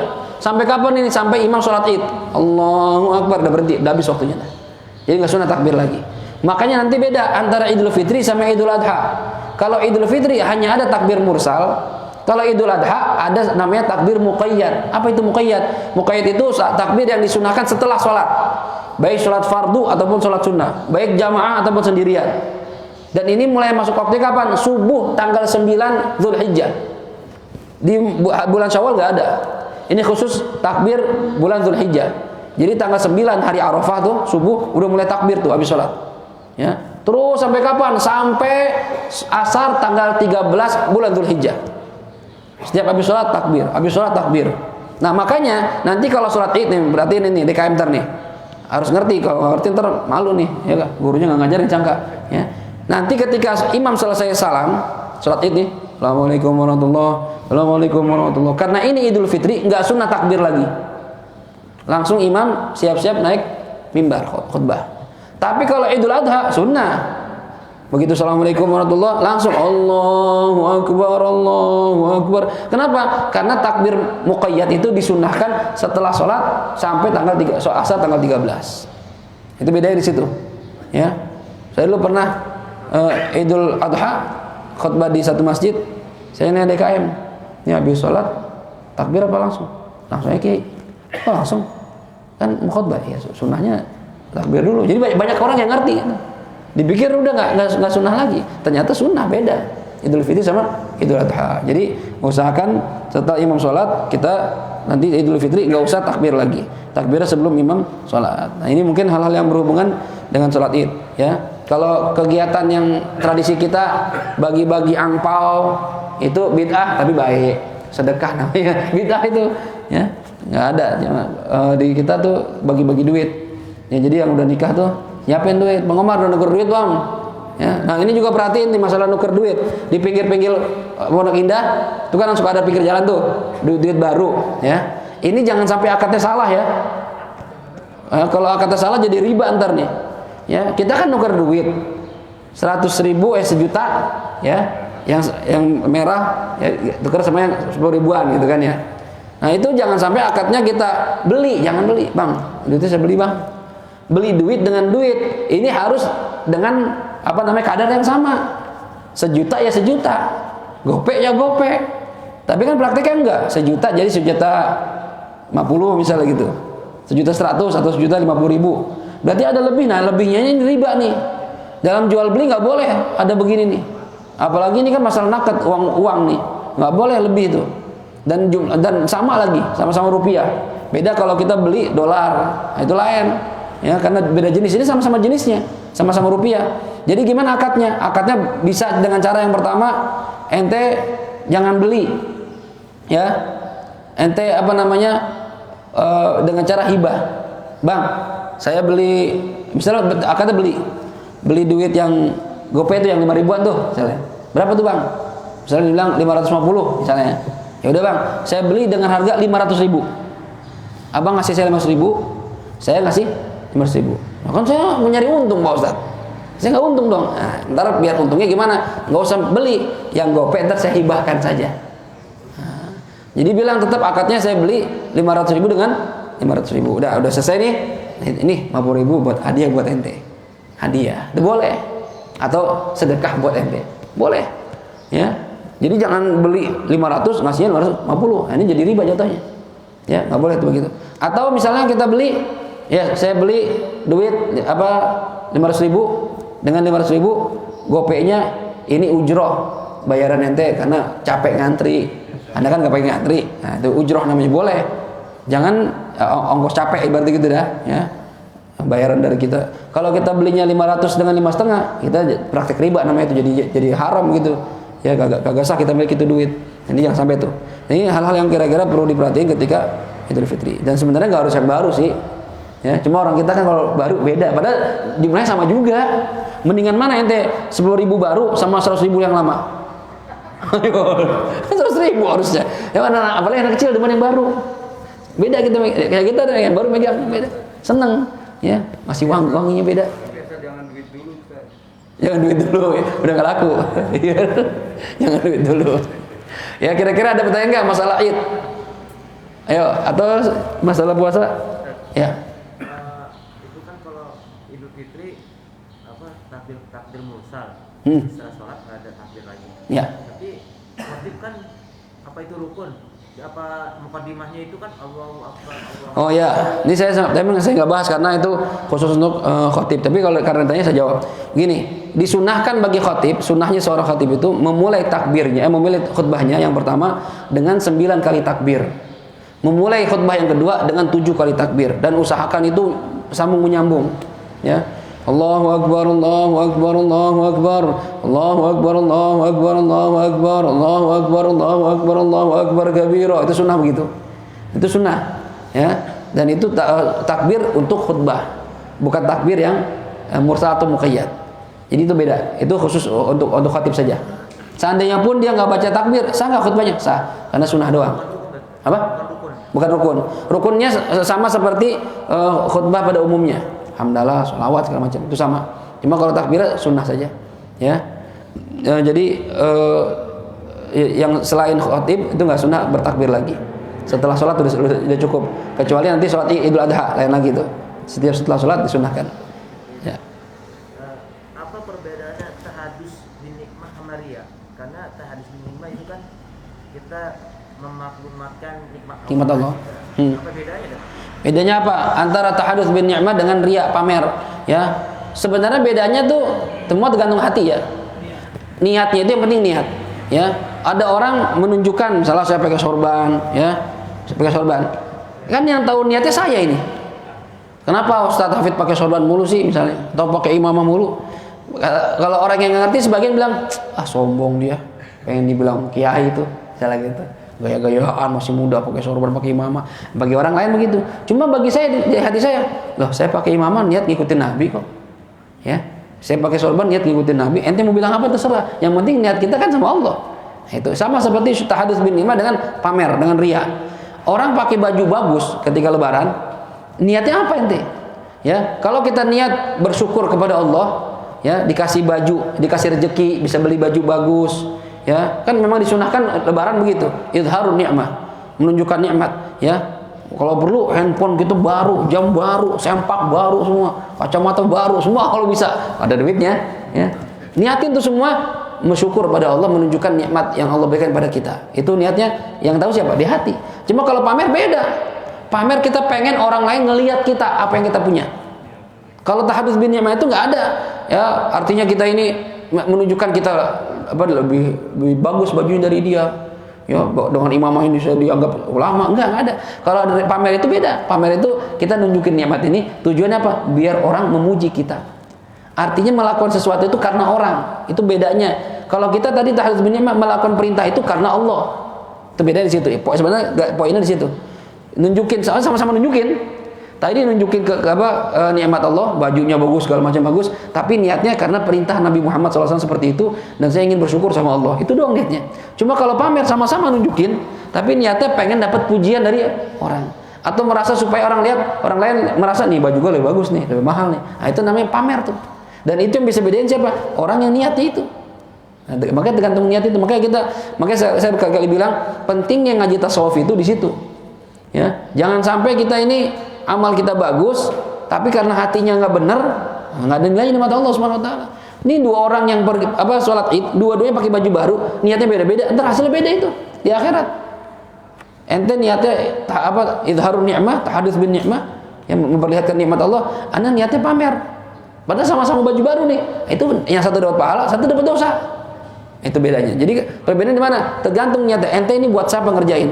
Kalau ittiba' bin Nabi Muhammad SAW, ngikutin Nabi Muhammad dan memuliakan atau memperlihatkan nikmat Allah sebagai bentuk syukur kita kepada Allah, dapat pahala. Cuma kalau niatnya riya, apa itu riya? Al-amal li ghairillah. Ya, itu namanya pamer, itu beramal untuk selain Allah. Pengen dipuji manusia, pengen dilihat orang. Nah, itu pengen sombong, merasa supaya diakui lebih bagus dari orang lain. Ini jatuhnya ntar maksiat jatuhnya. Sama seperti orang yang isbal itu. Kan orang-orang salafi nggak mau isbal. Isbal itu pakai sarung atau celana di bawah di bawah mata kaki. Ya, enggak, maksudnya sampai bawah nyengser, melebihi mata kaki. Itu kan kata mereka bid'ah, haram, masuk neraka gitu. Dulu Nabi bilang begitu, ada orang lagi lewat bajunya nyengser. Kata Nabi kalau dia begitu tuh nanti bakal masuk neraka gara-gara bajunya tuh. Karena bajunya nyengser tuh, ya, melebihi mata kaki. Nah, Sayyidina Abu Bakar kalau pakai sirwal, pakai sarung juga begitu kadang. Ya Rasulullah, saya juga kadang suka begitu. Ya, kata Rasulullah, kalau ente beda, ente nggak ada sombongnya. Nah, jadi patokannya itu sombongnya itu. Ya, sama-sama bajunya nyengser, yang satu sombong karena zaman dulu kan bahan mahal. Susah dapetin ini sampai nyengser-nyengser, berarti orang kaya nih gitu kan. Kalau orang susah asal pakai aja udah cukup. Nah, itu yang satu nunjukin kesombongan, yang satu emang kebiasaannya begitu, nggak ada sombong sama sekali. Yang ini nggak dosa, itu dosa, padahal sama-sama itu. Nah, jadi tergantung niat, tergantung niat. Bedanya gimana? Tadi ente pakai baju itu untuk pamer ke orang atau ngikutin syariat. Kalau ikut syariat dapat pahala. Ya, tapi kalau pamer ke orang, artinya gini, kalau nggak ada yang lihat, gua nggak pakai baju bagus dah. Ya, mau agama bilang apa kek, nggak ada yang liatin ngapain? Nah, berarti ente bukan karena Allah, tapi karena makhluk. Nah, ini nggak boleh. Itu. Paham kira-kira ya? Nah, itu berbeda di situ. Jadi hati-hati, niat itu penting banget. Innamal a'malu binniyat. Semua tergantung niatnya. Jelas kira-kira? Ada lagi yang mau nanya? Ya. Makan sebelum sholat apa nih? Ya, tadi tuh. Disunahkan sebelum sholat Id makan, ya, makan atau minum.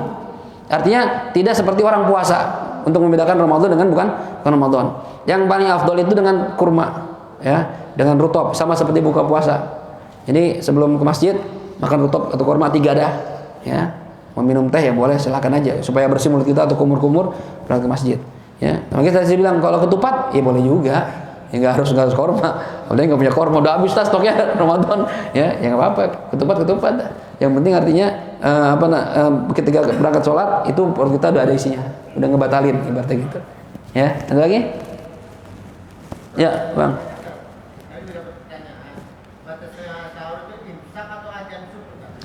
Batasnya sahur, imsak atau adzan subuh, ya. Sahur itu kan waktu terakhir sebelum subuh, mendekati subuh, namanya sahur, waktu sahar. Ya. Itu kita disunahkan, pertama sahur itu mendekati subuh. Disunahkan mendekati subuh. Jadi jangan jam 12 sahur, jangan.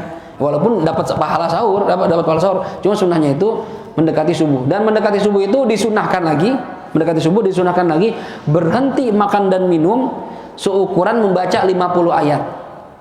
Kurang lebih 15 menit, 10 sampai 15 menit. Jadi Nabi itu kalau habis makan minum ketika sahur itu nyuruh sahabat sholat seukuran 50 ayat. Nah, itu masuk subuh. Nah, jadi disunahkan sahur itu mendekati subuh, dan disunahkan berhenti makan sahur atau minum sahur itu 50 ayat sebelum subuh, kurang lebih 10 sampai 15 menit. Nah, ini apakah nggak boleh sama sekali, Ustaz? Masih boleh sebenarnya, sunnahnya berhenti. Cuma kalau kita misalnya mepet, bangunnya, oh Ustaz, tinggal 15 menit nih, adzan, saya belum makan. Boleh nggak? Boleh, nggak apa-apa. Yang penting sebelum subuh udah berhenti. Itu. Sebelum subuh udah berhenti. Ya. Masuk waktu subuh udah nggak ada makanan, nggak ada minuman. Kalau seandainya kita lagi tengah-tengah makan, adzan, Allahu Akbar, gimana Ustaz? Keluarin. Ya, buang tuh. Jangan dilanjutin, tanggung Ustaz dikit lagi. Ya batal, tanggung, ya. Atau minum seret-seret, ya batal, nggak bisa. Ya. Dan ini orang-orang salafi, orang yang guru-guru yang salafi itu mengajarkan, ya, karena ada hadis dikatakan, nah dulu sahabat pernah tengah-tengah makan dengar adzan. Terus nanya sama Rasul, gimana Rasulullah? Terusin. Berarti kata mereka boleh, udah adzan terusin makan. Ya, makanya saya pernah ngajar di satu keluarga artis, ya, ngikutin salafi nih. Saya ngajar anaknya, dan anaknya nanya, Ustaz, kalau lagi adzan masih makan diterusin boleh? Nggak boleh. Tapi katanya boleh. Oh, nggak boleh itu, saya bilang salah itu. Pendapat yang salah begitu, keliru tuh begitu tuh. Ya. Itu hadis itu memang hadis sahih. Cuma kata para ulama, hadis itu menjelaskan Nabi nyuruh makan di tengah-tengah azan yang pertama. Bukan azan subuh, karena di Madinah itu azan 2 kali. Kayak kita kan kadang azan 2 kali, kalau muhdhar azan, kalau nggak ada muhdhar kagak azan gitu. Ya, jam 3 dia azan, ya. Itu azan yang pertama itu azan bangunin orang untuk tahajud. Nah, bukan azan subuh, bukan. Nah, ketika sahabat dengar azan itu azan yang pertama, maka dia bilang, "Lanjutin makan enggak apa-apa karena belum subuh." Tapi begitu azan yang kedua itu udah subuh, nggak boleh. Ya, ente paksain makan batal. Jadi nggak harus berhenti itu. Ya, seandainya masih tersisa makanan, kumur tuh buru-buru. Salah tuh Ustaz, salah sendiri ya, makannya mepet subuh. Waktu kan disunahkan itu sebelum subuh udah berhenti. Ada lagi yang mengatakan gini, di sunnah imsak, ya, sunnah imsak sebelum subuh, gitu. Terus ada yang mengatakan itu pendapat itu salah tuh, sunnah imsak sebelum subuh. Yang namanya imsak itu artinya kan menahan diri. Menahan diri itu mulai kapan? Mulai subuh, kan gitu katanya. Ada itu yang sama nanya sama saya tuh, Ustadz Fulan bilang begini-gini, salah tuh, salah kaprah, kita disunahkan imsak, ya. Yang benar itu imsak itu ya apa? Subuh, ya, bukan sunnah, wajib. Nah, ini gimana nanggapinya? Sebenarnya nggak salah sebenarnya, cuma cara menilainya saya, cara sudut pandang apa mengartikannya gimana. Imsak yang dimaksud sunnah itu yang tadi itu berhenti makan dan minum seukuran 50 ayat sebelum subuh, itu sunnah. Imsak begitu, imsak yang ini sunnah. Tapi kalau sudah subuh imsaknya wajib. Nah, itu beda. Jadi sebenarnya kalimat sunnah imsak itu nggak salah, benar. Karena ada ustadz yang menyalahkan. Ya, ini kesalahan yang sudah umum katanya. Ya, sebenarnya nggak salah ustadz. Ya, walaupun sekaliber orang terkenal sekalipun, ya di kitab-kitab fikih dikatakan disunahkan imsak sebelum subuh. Ya, kenapa imsak? Kata dia ini kalimat imsak salah karena imsak itu pas subuh. Menahan diri dari makan. Oh iya, ini imsak yang wajib. Tapi ada imsak yang sunnah. Imsak sunnah itu kapan? Nah, itu 50 ayat sebelum subuh kita disunahkan berhenti makan dan minum. Walaupun masih boleh sebenarnya.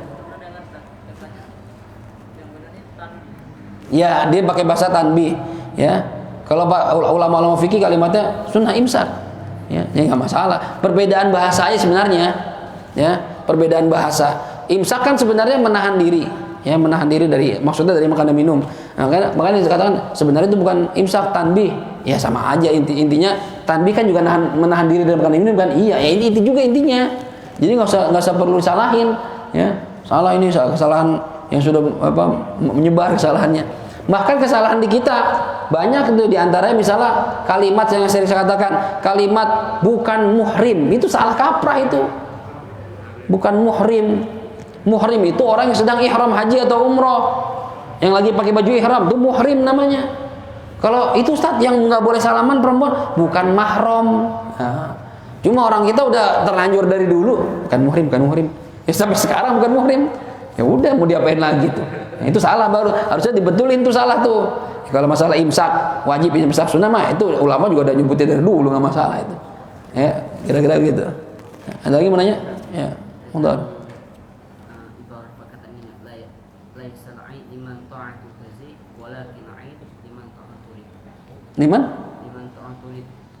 Liman ta'aturid. Apa ta'aturid? Bertambah atau tazid.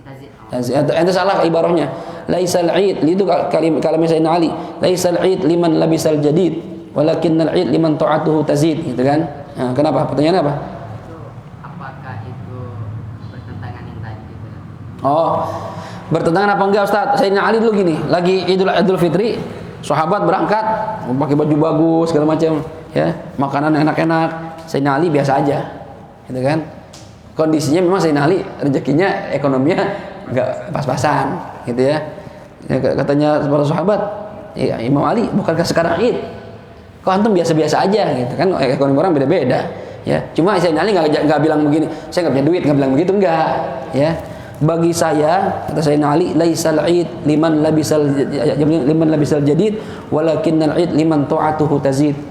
Bagi saya Id itu bukan hanya yang pakai baju baru. Itu bukan berarti beliau menyalahkan, bukan. Bagi saya Id itu nggak cuma pakai baju baru, tapi Id itu yang layaknya kita rayakan adalah yang taatnya tambah sama Allah Subhanahu wa taala. Ya. Laisal Id liman tajammala bil malbus, ya liman tajama bil malbus wal markub walakinnal id liman hufirat lahu dzunub, katanya. Id itu bukan bagi orang-orang yang berbangga-bangga dengan baju baru, dengan kendaraan baru, bukan. Tapi id itu bagi orang yang dosanya diampuni oleh Allah Subhanahu wa taala. Ya. Bahkan ada yang mengatakan walakinnal id ya liman zaujatuhu tazid. Gitu. Id itu adalah yang bininya nambah. Lah, bininya nambah. Itu bukan kalam Sayyidina Ali tuh. Itu ngarang-ngarang sendiri tuh. Ada Ustaz saya dengar, itu bukan karangan Sayyidina Ali pokoknya. Tahu Ustaz siapa itu yang ngarang tuh ya. Itu bukan cuma pakai baju baru tapi bininya nambah. Kalau bini nambah tiap itu nambah lagi. Tuh.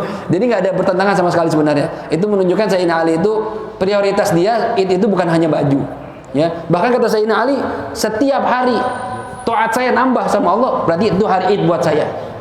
Nggak harus setahun sekali, setiap hari saya tambah taat sama Allah, berarti itu hari raya Id buat saya.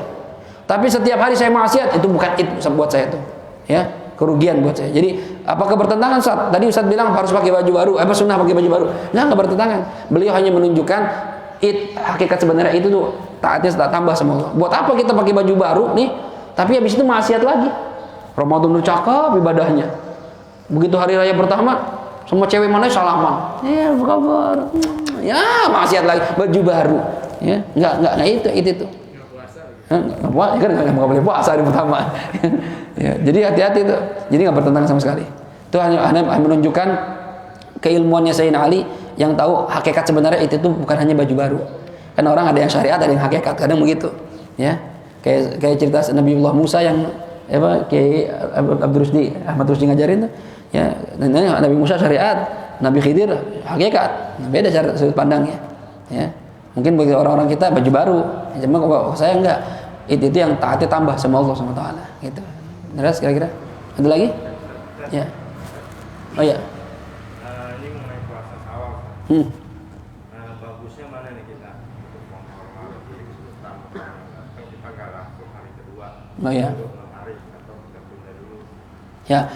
Puasa Syawal 6 hari setelah Syawal ini sunnah untuk menyempurnakan puasa Ramadan, kata Rasulullah. Kalau kita puasa Syawal 6 hari maka kita dapat pahala setahun, seperti puasa setahun penuh. Nah, ini sunnah muakkadah, jangan sampai ditinggalin. Yang afdal bagaimana cara ngerjainnya? Yang paling afdal dari hari kedua. Dan itu berturut-turut sampai hari ke-7. Nah, kalau di Tarim itu tempat saya belajar, itu hari kedua kayak Ramadan lagi. Jadi sekampung satu Tarim puasa semua. Demak begitu ya. Nah, ada sebagian daerah Jawa teman saya juga begitu. Jadi ntar ada istilahnya lebaran apa ya? Lebaran ketupat. Nah, ya, lebaran ketupat. Nah, itu hari ke-8 tuh. Hari ke-8 ya. 2 3 4 5 6 7. Ya, 8 hari ke-8. Itu lebaran ketupat tuh, ya. Nah, di kita karena nggak ada tradisi begitu, gimana Ustaz? Apakah lebih afdal saya nggak puasa untuk memuliakan tamu, ya, atau ke rumah saudara disuruh makan, ya, atau saya tetap puasa? Ya, sebenarnya gini, niat aja dulu. Misalnya kita mau lebaran nih, ya, kalau tamu datang ke rumah mah kita puasa nggak apa-apa, nggak masalah. Dia yang minum kan kita nyiapin gitu. Cuma kalau kita ke rumah orang kan nggak enak, siapin makanan, siapin minuman gitu kan. Itu gimana? Kita niat aja dulu. Nah, begitu ntar nyampe di sana disuruh batal, nggak apa-apa batalin, ya, karena kita membatalkan itu pahalanya itu udah dapat walaupun puasanya belum sah, ya, dia udah dapat pahala niat. Yang kedua dapat pahala double apa? Idkhalus surur fi qulubil mu'min. Ya, memberikan kebahagiaan di hati orang beriman. Itu pahala double tuh.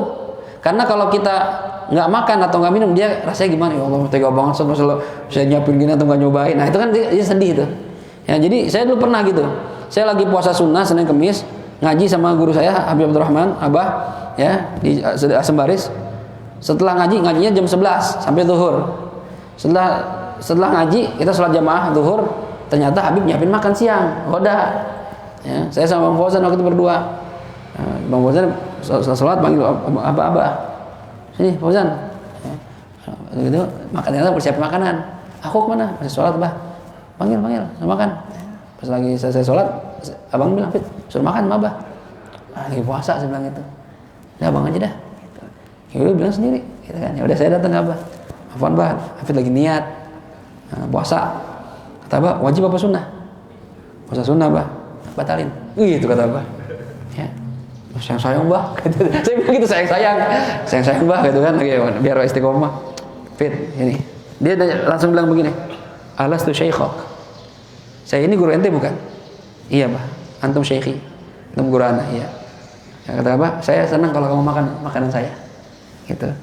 Akhirnya Abah cerita, ini ada punya cerita. Ceritanya itu cerita Syekh Abdul Qadir Jailani. Syekh Abdul Qadir Jailani satu ketika diundang uzumah makan sama seorang jamaah, katanya ajak Syekh ajak murid-murid antum diundang makan, undanglah murid santri diajak semua sekalian, kan santri paling demen kalau diajak makan tuh ya, sama kiai bareng kiai, oh mantap ini ya. Undangan kiai. Saya kalau waktu di Kudus itu Abah Qadir semaan Quran, ya disuruh ngikut nyemak Quran dan dengerin ya, habis itu makan enak tuh pasti tuh, nah itu kita paling demen tuh, biar nggak diaplopin juga makan enak udah gitu. Ya ini murid-murid diajak demen tuh. Nah, begitu udah pada mau mulai makan, ada satu murid yang lagi puasa. Kata Syekh Abdul Qadir Jailani, ini kan Syekh Abdul Qadir bukan sembarangan, Sultanul Aulia, pimpinannya para wali, ya. Nah, kata Syekh Abdul Qadir, ente nggak makan? Lagi puasa Syekh. Puasa apa? Sunnah, batalin aja. Oh, jangan Syekh, sayang-sayang, gitu kan. Sama kayak anak gitu. Jangan Beb, sayang-sayang Beb, gitu, Pak. Sayang-sayang, Pak. Akhirnya kata Syekh Abdul Qadir Jailani, kalau ente batalin, anak jamin ente dapat pahala puasa sehari, bangun malam semalam. Gitu. Ini yang ngomong Sultan Aulia, bukan Ustaz Hafid yang ngomong nih, bukan Ece-Ece nih. Kata muridnya, enggak ada sih sayang. Gitu, nggak mau juga. Ayo makan, kesian tuan rumah udah nyiapin makanan. Nggak ada, saya nggak usah. Kalau ente batalin, anak tanggung ente dapat pahala puasa sebulan dan qiyamul lail sebulan. Masih nggak mau juga nih orang. Muridnya kurang ajar banget ya, masih sayang saya nggak mau. Sampai terakhir ketika Syekh Abdul Qadir Jailani, saya jamin pahala dari Allah puasa setahun dan bangun malam setahun. Enak banget itu, udah tinggal makan dapat pahala puasa setahun, ya mulai setahun nggak mau juga. Wah ini orang bahlul ya, kalau saya mah nggak perlu nunggu setahun, sehari udah makan tuh ya. Udah kata Syekh Abdul Qadir, ente nggak makan dia bakal sulh khotimah, nggak mau juga. Bener, akhirnya sulh khotimah, matinya murtad.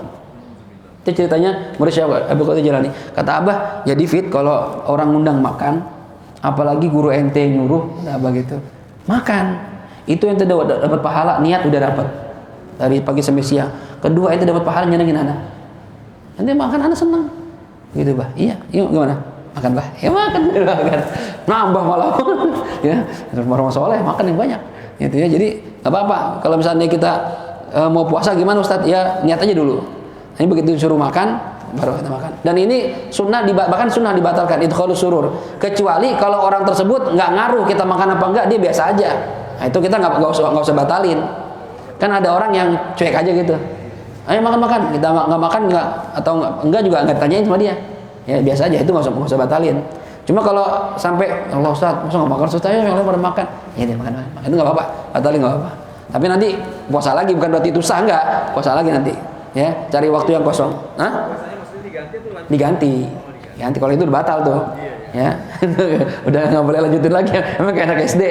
Betul makan lanjutin lagi. Enggak, udah batal tuh puasanya. Cuma dapat pahala dua, pahala niat sama pahala nyenengin orang. Nah, tapi tetap ganti. Jadi usahakan pokoknya kalau emang nggak bisa berturut-turut, nggak bisa di tanggal 2, kapan aja boleh. Bahkan boleh digabungin sama Senin Kemis. Nah, itu boleh.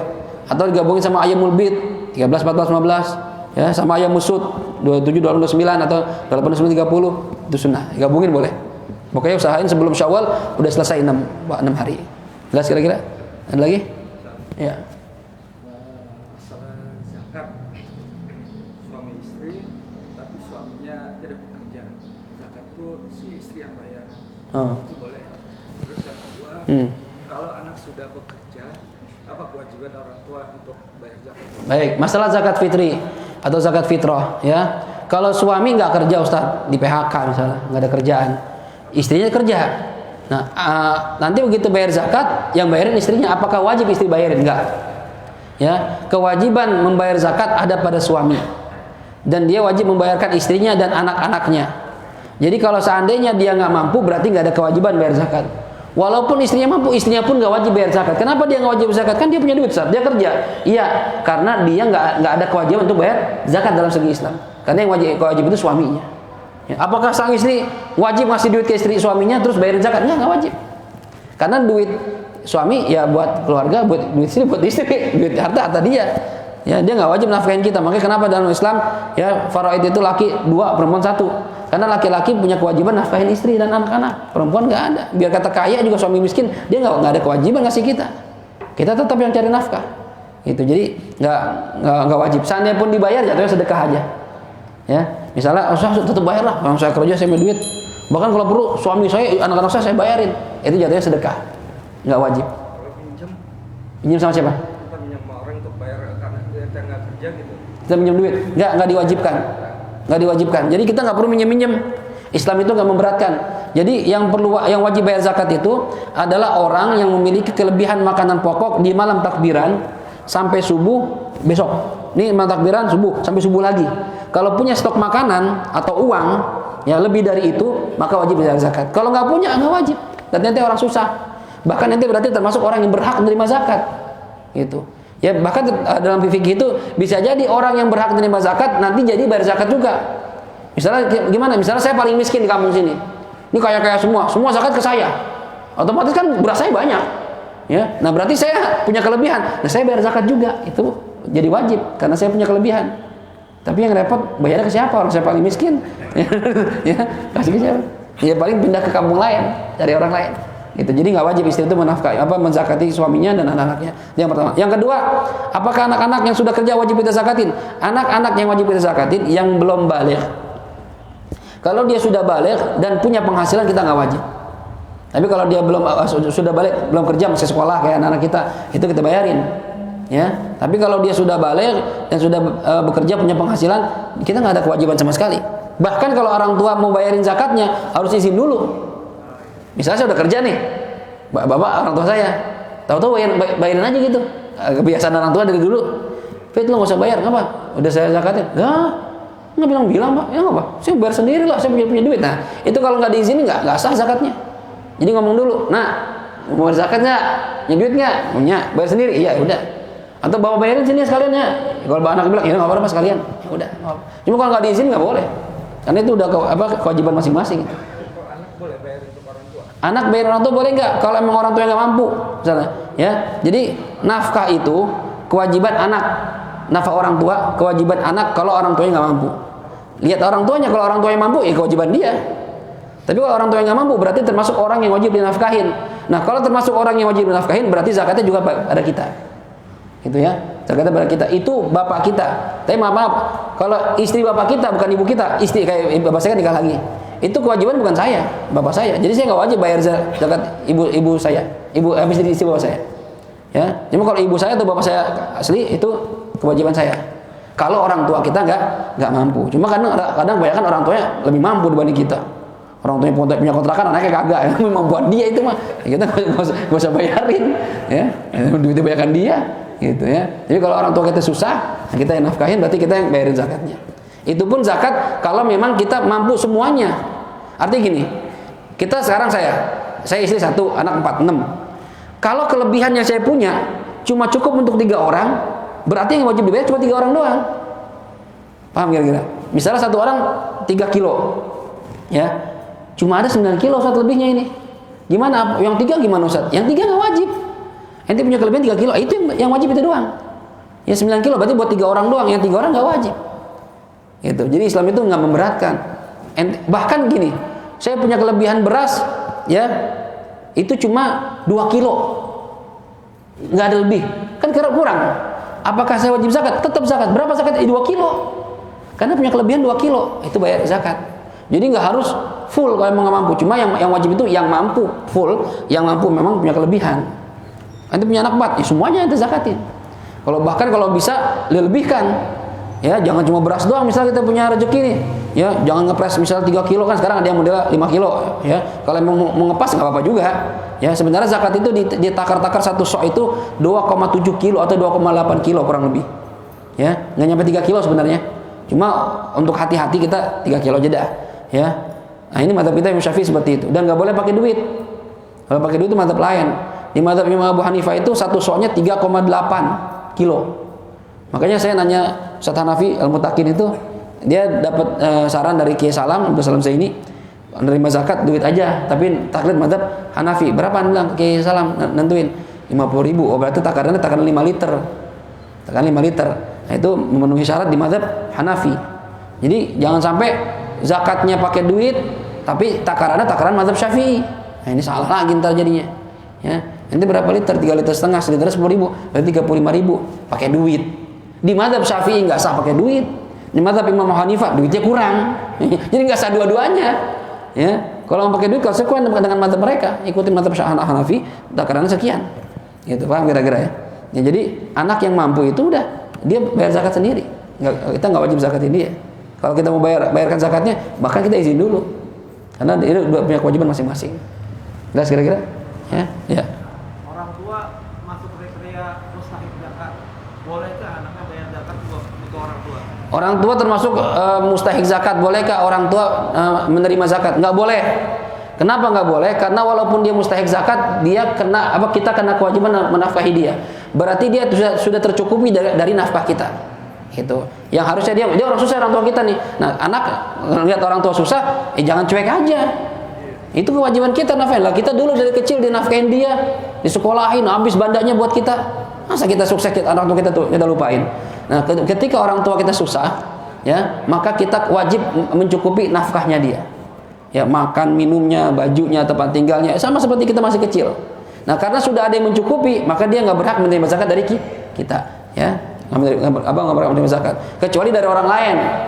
Orang lain nggak ngasih zakat ke orang tua kita. Orang tua kita susah misalnya gitu, boleh. Cuma kalau kita zakat ke dia nggak boleh. Kenapa? Karena kita udah wajib nafkahin dia. Itu, ya bukan zakat lagi itu. Itu boleh tuh. Ya kalau orang lain silakan. Ya, kalau anak-anak nggak.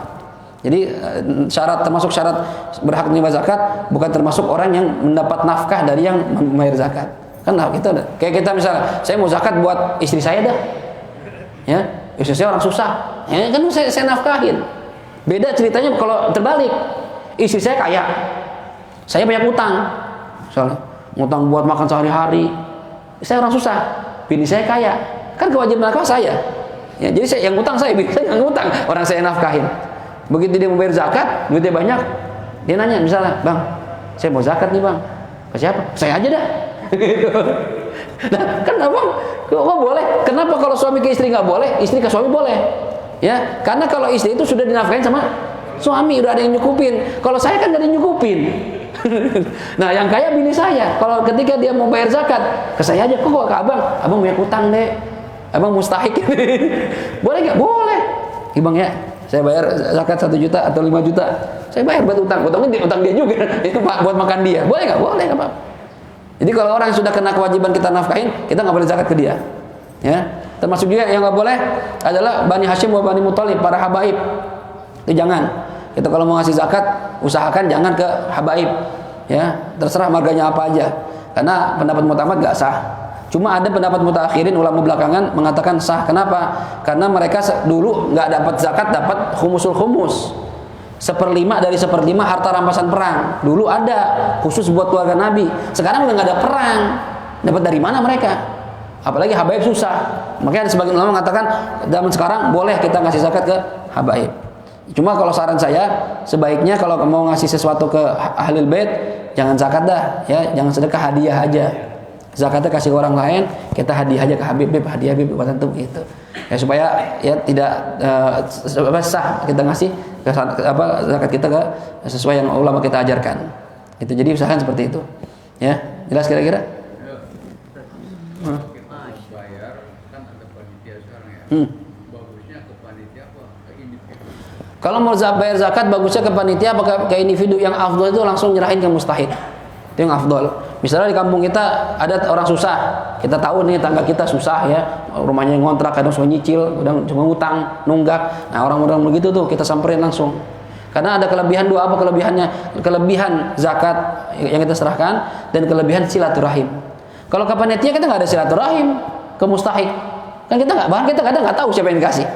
Dan walaupun kita percaya selama panitia amanah nggak masalah. Cuma yang afdol itu kita nyampein sendiri, lihat sendiri. Oh iya rumah orang susah nih, ya rumahnya begini, udah datang situ kasih beras.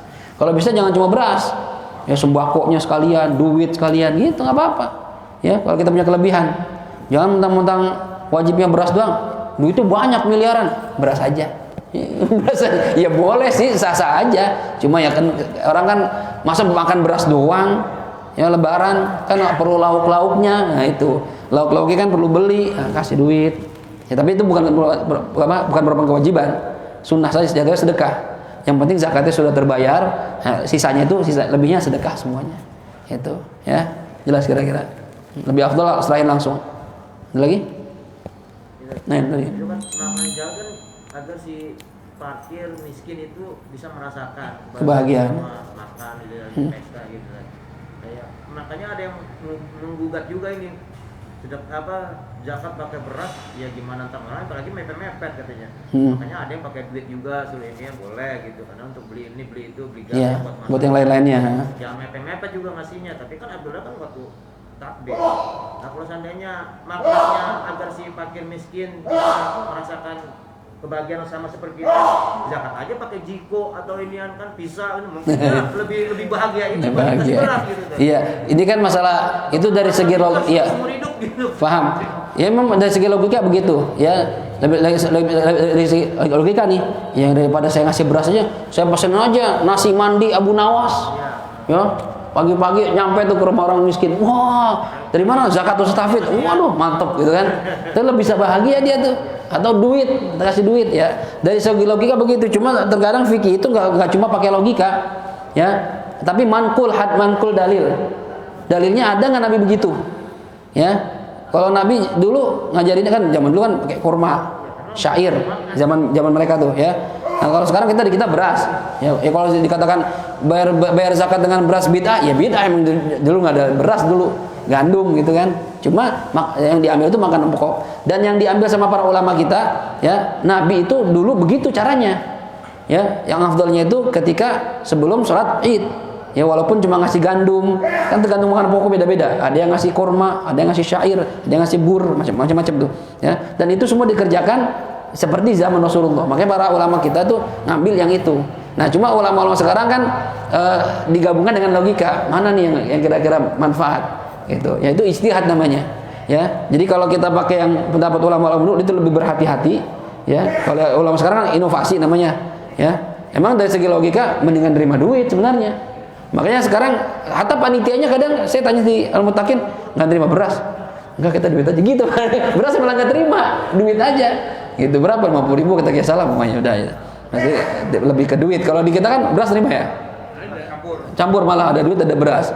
Bahkan sebagian kiai itu menyarankan di masjid itu nyiapin beras. Nyiapin beras, ya. Apa? Nah, jual beras. Nggak apa-apa, ya. Masjid itu jualan lah. Kan keuntungannya buat masjid, nah. Nggak masalah. Ente kalau nggak mau beli di sini, ya beli di luar boleh. Nah, gitu. Jadi nggak memberatkan, gitu ya. Ini kan ngebantu supaya zakat fitrinya itu sah menurut mazhab kita. Karena mazhab kita ketat, nggak boleh pakai duit. Ya kita hormati mazhab kita. Ya kalau emang kayaknya dari segi logika nih lebih cocok mazhab Hanafi. Ya nanti mau pakai mazhab Hanafi, ya silakan taklid, nggak apa-apa. Kita taklid saja. Cuma tanpa kita menyalahkan mazhab yang kita ada sendiri. Oke, mazhab saya kagak bener. Ya nggak usah begitu. Emang mazhab kita begini. Mazhab Syafi'i lebih nggak masuk akal lagi Hanafi. Ya silakan taklid mazhab lain. Lebih simpel, tapi ikutin kaidah mereka, gitu. Jadi katakan gitu. Kadang-kadang syariat itu ada yang amrun ta'akuli, ada yang amrun ta'abudi kata para ulama. Amrun ta'akuli itu yang bisa dinalar, ya bisa dinalar. Oh begini, berarti hukumnya begini, itu dinalar namanya. Cuma ada yang ta'abudi, nggak bisa kita nalar. Kenapa ya harus makan pokok, misalnya gitu. Mazhab kita nih. Atau kenapa kok sholat duha cuma boleh 8? Saya kalau duha tuh bisa 20 kuat saya, tapi emang perintahnya cuma 8 atau 12, ya itu dan namanya ta'abudi yang nggak bisa kita otak-atik. Ya, cuma ada yang ta'akuli yang bisa dicerna sama akal. Nah, itu yang selama fikih itu masih bisa dicerna oleh akal secara logika dan ada dalilnya, silakan. Ya, cuma kalau kita kan nggak mencapai taraf itu, nggak mencapai taraf ijtihad. Ya, kita semua termasuk ustadz, termasuk saya awam itu ngikutin pendapat orang lain, ya taklid. Kita nggak punya kemampuan ijtihad dengan Quran, nggak paham hadis, nggak paham asbabun nuzul, nggak paham asbabul wurud, nggak paham balaghah, nggak paham mantik. Terus mau ngambil hukum sendiri pakai logika susah. Akhirnya jadi logika semua. Akhirnya jadi liberal itu pakai logika. Ini zaman sekarang perempuan kan kerja, Jadi kalau faraid itu 2:1 nggak masuk akal, sama rata. Itu pakai logika namanya. Ya, sedangkan agama nggak semuanya logika, gitu. Ya, jadi kalau memang iya lebih menyenangkan dikasih itu. Ya, kita sendiri misalnya Taufan pergi maulid, lebih seneng mana Fan? Ini sembako harga 100.000 sama duit 100.000, enakan dikasih sembako apa duit? Duit kita ini. Kalau duit kan kita bisa beli sate, beli apa gitu kan. Cuma ya dikasih begitu. Syariat kok beras sih? Kenapa duitnya? Ya memang syariatnya begitu. Ya nanti beras. Gitu. Nanti fakir miskin bisa jual, tapi memang repot jual lagi. Kalau keuntungannya diambil buat ya standar bisa nanti 50.000 jual beras. Nah, keuntungannya kita ambil boleh nggak? Diambil buat siapa maksudnya? Yang jual beras. Tergantung. Kalau memang itu orang yang jualan itu udah ngomong sama DKM, misalnya Pepen nih. Pepen atau saya Pepen kan DKM. Saya bilang, "Pen, masjid nggak nyiapin beras." Wah, ribut Ustaz. Udah, Anda yang nyiapin. Anda penjual nih. Anda nyiapin. Tapi ntar Anda dapat untung nih. Ya nggak apa-apa Ustaz, jualan boleh. Karena dia pedagang. Boleh. Apalagi kalau misalnya kata DKM, tapi bagi persenan ya. Untungnya bagi 2 buat masjid. Wah, ya nggak apa-apa kan lu numpang di masjid. Gitu kan? Boleh, nggak apa-apa. Ya. Atau masjid sendiri yang ngadain. Ini lumayan nih Ustaz, satu bungkus keuntungan bisa 5.000, 10.000 buat masjid, buat kas, boleh nggak apa-apa, silakan aja, gitu, ya. Dan itu kan ngebantu orang juga, kan orang kadang malas beli beras, udah nyampe situ harus apa, madzhab Syafi'i beras, aduh Pak, beras tutup Pak, warung di mana nih, nyari di mana, ya sini aja dia ada, nggak beli situ, gitu. Dan kalau di warung kadang nggak ada yang takaran zakat, dia biasanya 5 kiloan biasanya, ada kadang di lote itu 3 kilo, 2,5 kilo ada, ya. Tapi kalau di warung-warung biasa 5 kilo, wah kebanyakan Pak, soal 5 kilo misalnya gitu kan. Saya kan cuma 3 kilo, itu kan saya rugi. Ya kalau itu rugi mah sebenarnya nggak rugi. Kalau ekonomi rugi emang, duit kita lebih bayarnya. Cuma kalau ekonomi akhirat ya wajib 3 kilo, 2 kilo sedekah, nggak ada ruginya. Gitu. Ya misalnya kayak kita nih bertiga, misalnya kita bertiga nih, kan zakatnya 9 kilo kurang lebih ya. Ternyata beras itu kan 10 kilo. Kalau kita beli karungan tuh 5 kilo, 10 kilo gitu kan 20 kilo. Lebih 1 kilo, ya nggak apa-apa, nggak usah lebih, ya lebih nggak bagus lebih malah, ya jangan pakai ngepas banget nggak apa-apa sih, gitu. Mau saya kurangin dulu sekilo, iya pakai dikurangin, nggak usah lebihin bahkan lebih bagus. Kalau perlu 2 kantong ini duit, ya 20 kilo lebih bagus begitu.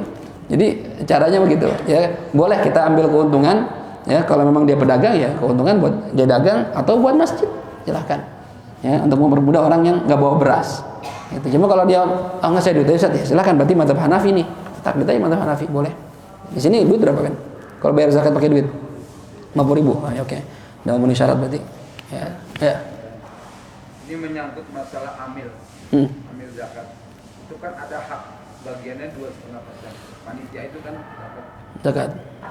Itu dalam pembagian itu apakah dicampur dengan hasil zakat fitrah, emal atau sodako atau bagaimana?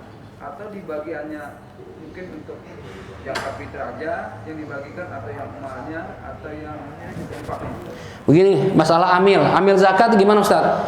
Amil zakat itu termasuk mustahikin, 8 kelompok yang berhak terima zakat, baik zakat fitrah ataupun zakat mal, ya. Nah, ini amil zakat yang mana yang berhak terima zakat? Yang tidak digaji, ya, yang diangkat pemerintah.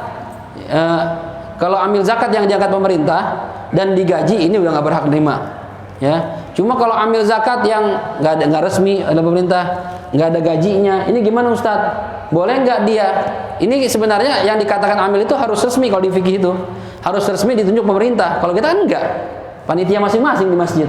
Berarti sebenarnya amil itu yang kerja itu nanti dapat bagian bukan atas nama amil, misalnya atas nama fuqara masakin atau atas nama dain, orang yang punya hutang, ya di antara 8 kelompok itu. Karena kalau dimasukkan dalam segi amil, dia nggak memenuhi syarat karena nggak diangkat resmi sama pemerintah, gitu. Jadi kalau kita madzhab Syafi'i itu amil itu adalah yang diangkat sama pemerintah, baik tingkat pusat ataupun tingkat bawah, gitu ya, pakai resmi, ya.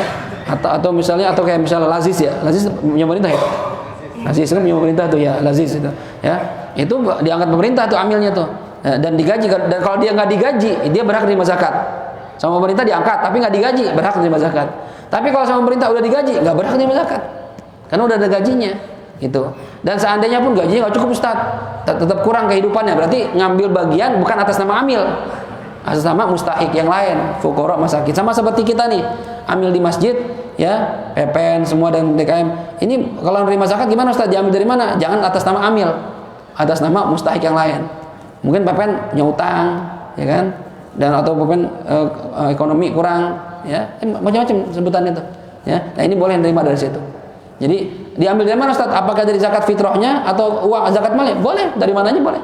Karena dia punya hak di situ. Gitu ya.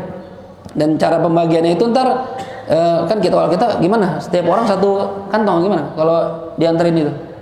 Kalau ada rencana sih yang sudah orang memberikan satu kantong, Langsung? ya kita pecah, kita berikan. Langsung aja gitu.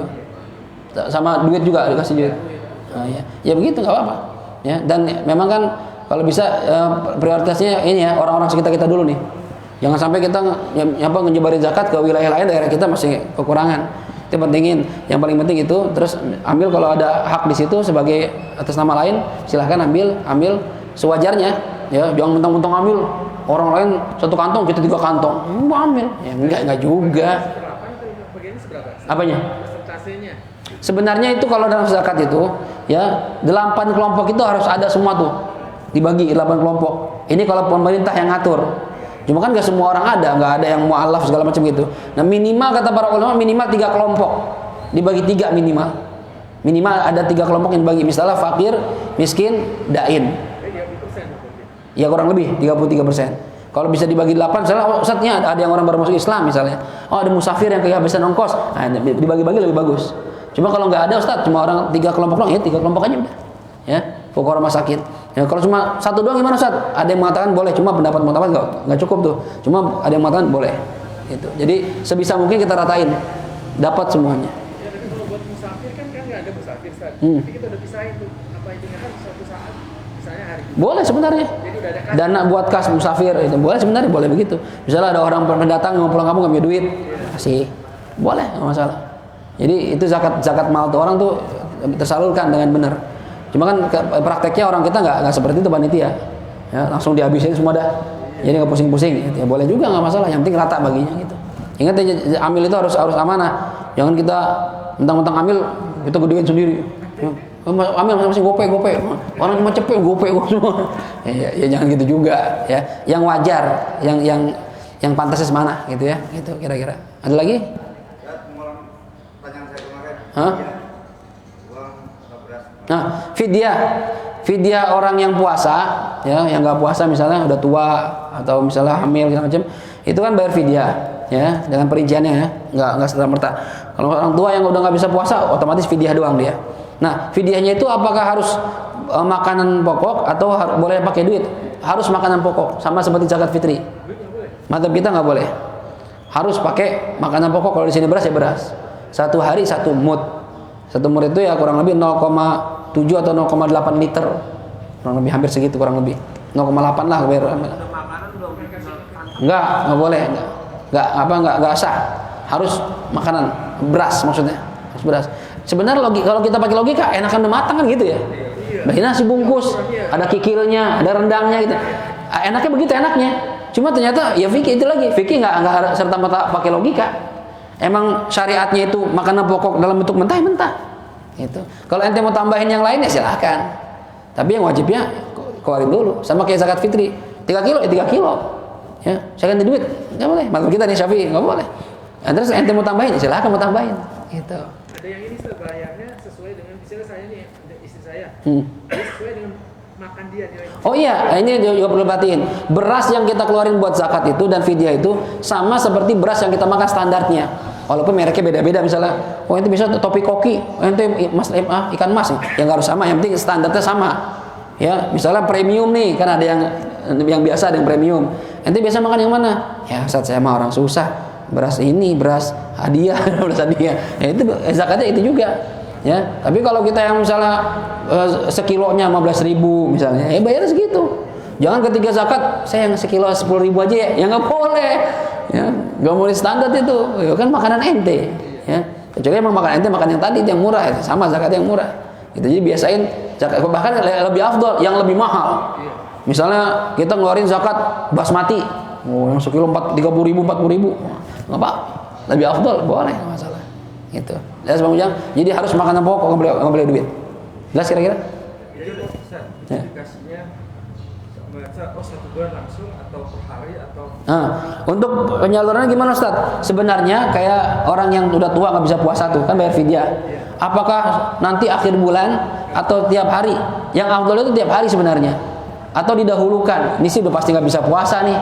Langsung aja dah, ya 30 liter misalnya. Saya kasih boleh, ya. Tapi kewajibannya itu sebenarnya bukan langsung, tapi per hari. Begitu dia nggak puasa, hari itu fidyah. Nggak puasa fidyah. Karena bisa jadi setengah 2 minggu sakit, atau sehat. Puasa kan rugi kita, gitu. Yang tadi nggak wajib bayar fidyah jadi wajib bayar fidyah, gitu. Ya.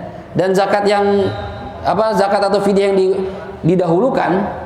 Misalnya tadi tuh, udah orang tua, kita langsung bayar zakat 30 liter. Ternyata 15 hari dia puasa, itu boleh ditarik lagi. Kalau kita nggak tahu, kita tega gitu. Datang ke fakir miskin, mas, maaf ya, kemarin ngasih 30 liter, iya. Bapak saya ternyata 15 hari puasa. Terus gimana? Yang 15 saya minta lagi ya. Itu boleh nggak? Boleh, kadang nggak wajib. Kayak nggak wajib bayar, cuma borok sikut kata Betawi, ya biar aja ngapa udah, ya kasih aja hadiah gitu. Sebenarnya boleh tuh. Kayak zakat nih, kita mau bayar zakat didahulukan. Ya, tahu-tahu pas akhir tahun kita bangkrut, nggak punya duit. Bukannya bayar zakat, malah kita berat menerima zakat. Minta lagi boleh nggak? Iya boleh. Mas kemarin kan saya nggak zakat ya, cuma saya miskin lagi, mas saya minta lagi.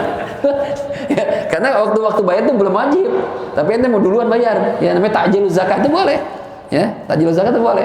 Cuma tadi itu konsekuensinya kalau seandainya nggak wajib ya boleh ditarik, cuma yang nggak enak nariknya. Ya, biarin aja jatuh sedekah udah gitu. Jelas kira-kira? Kalau dia bayarnya dibuka, tapi dia bilang panitia nih saya bayarnya uang, panitia harus beliin beras atau gimana? Tergantung. Kalau tadi dia zakat fitrah maksudnya? Fidyah. Fidyah. Fidyah kan dibayar, dia udah tahu nih, misalnya pikul udah 80 lebih, jadi saya bayar 1 bulan nih, misalnya saya bayar 30.000 kali itu 1,5 juta gimana ya? Terus itu yang panitia yang harus belikan makanan. Begini, masalah fidyah saya belum tahu ya, apakah sama seperti zakat fitri di mazhab lain. Kalau di mazhab Hanafi kan jelas ada yang memberikan pakai duit, ya dia pakai duit. Nah kalau fidyah, apakah di mazhab Hanafi sama hukum seperti itu? Kalau seandainya di mazhab Hanafi mengatakan boleh diganti dengan duit, ya kita taklid aja mazhab Hanafi. Jadi nggak harus beli beras. Cuma kalau nggak ada pendapat di mazhab Hanafi yang belum boleh pakai duit untuk bayar fidyah, sama seperti kita misalnya harus dengan makanan pokok, berarti kita terangin ini nggak boleh nih pakai duit. Nanti dibeliin beras aja ya. Wakilin ke saya beliin, ntar saya sampaikan. Nah itu lebih baik begitu. Nah soalnya fidyah sekarang banyak kan uang kan. Fidyah uang juga sekarang ya. Bentar saya cek di kitab apakah sama hukumnya antara fidyah dengan zakat fitri. Gitu. Coba nanti lihat, wallahu alam. Ada lagi? Cukup ya? Jam 7 lewat. Ini kalau pikir tanya jawabnya, masya Allah dah. Cuma memang ini karena kejadian sehari-hari, jadi kita perlu diskusi masalah ini supaya nggak salah-salah nanti. Ya, kita berharap kepada Allah Subhanahu Wa Taala mudah-mudahan apa yang kita pelajari jadikan sebagai ilmu yang manfaat. Dan kita berharap mudah-mudahan kita diberikan taufik hidayah sampai akhir hayat kita, khususnya di bulan Ramadan kita bisa isi sisa hari Ramadan dengan ibadah sebaik-baiknya. Ayo yang belum hatam Quran, hatam Qurannya. Yang belum bangun malam, ayo bangun malam. Kita berharap mudah-mudahan dapat keberkahan malam Lailatul Qadar. Ila hadhihi niyyah wa likulli niyatin salihah wa ila hadratin Nabi Muhammad sallallahu alaihi wa alihi wasallam. Al-Fatihah. A'udzu billahi minasyaitonir rajim. Bismillahirrahmanirrahim. Alhamdulillahi rabbil alamin. Arrahmanir rahim. Maliki yaumiddin. Iyyaka na'budu wa iyyaka nasta'in. Ihdinas siratal mustaqim. Siratal ladzina an'amta 'alaihim ghairil maghdubi 'alaihim waladdallin. Amin. Oh ya, sebelum doa pengumuman ini bagi yang mau doang. Nanti malam 27 ini ada tarawih hataman di Habib Umar Condet, guru Asmaul Husna. Guru kita itu tiap malam 27 ngadain hataman, tarawih hataman. Ya, tapi enggak 1 juz sih, dari pertengahan juz gitu ya. Yang mau hadir silahkan langsung sana boleh.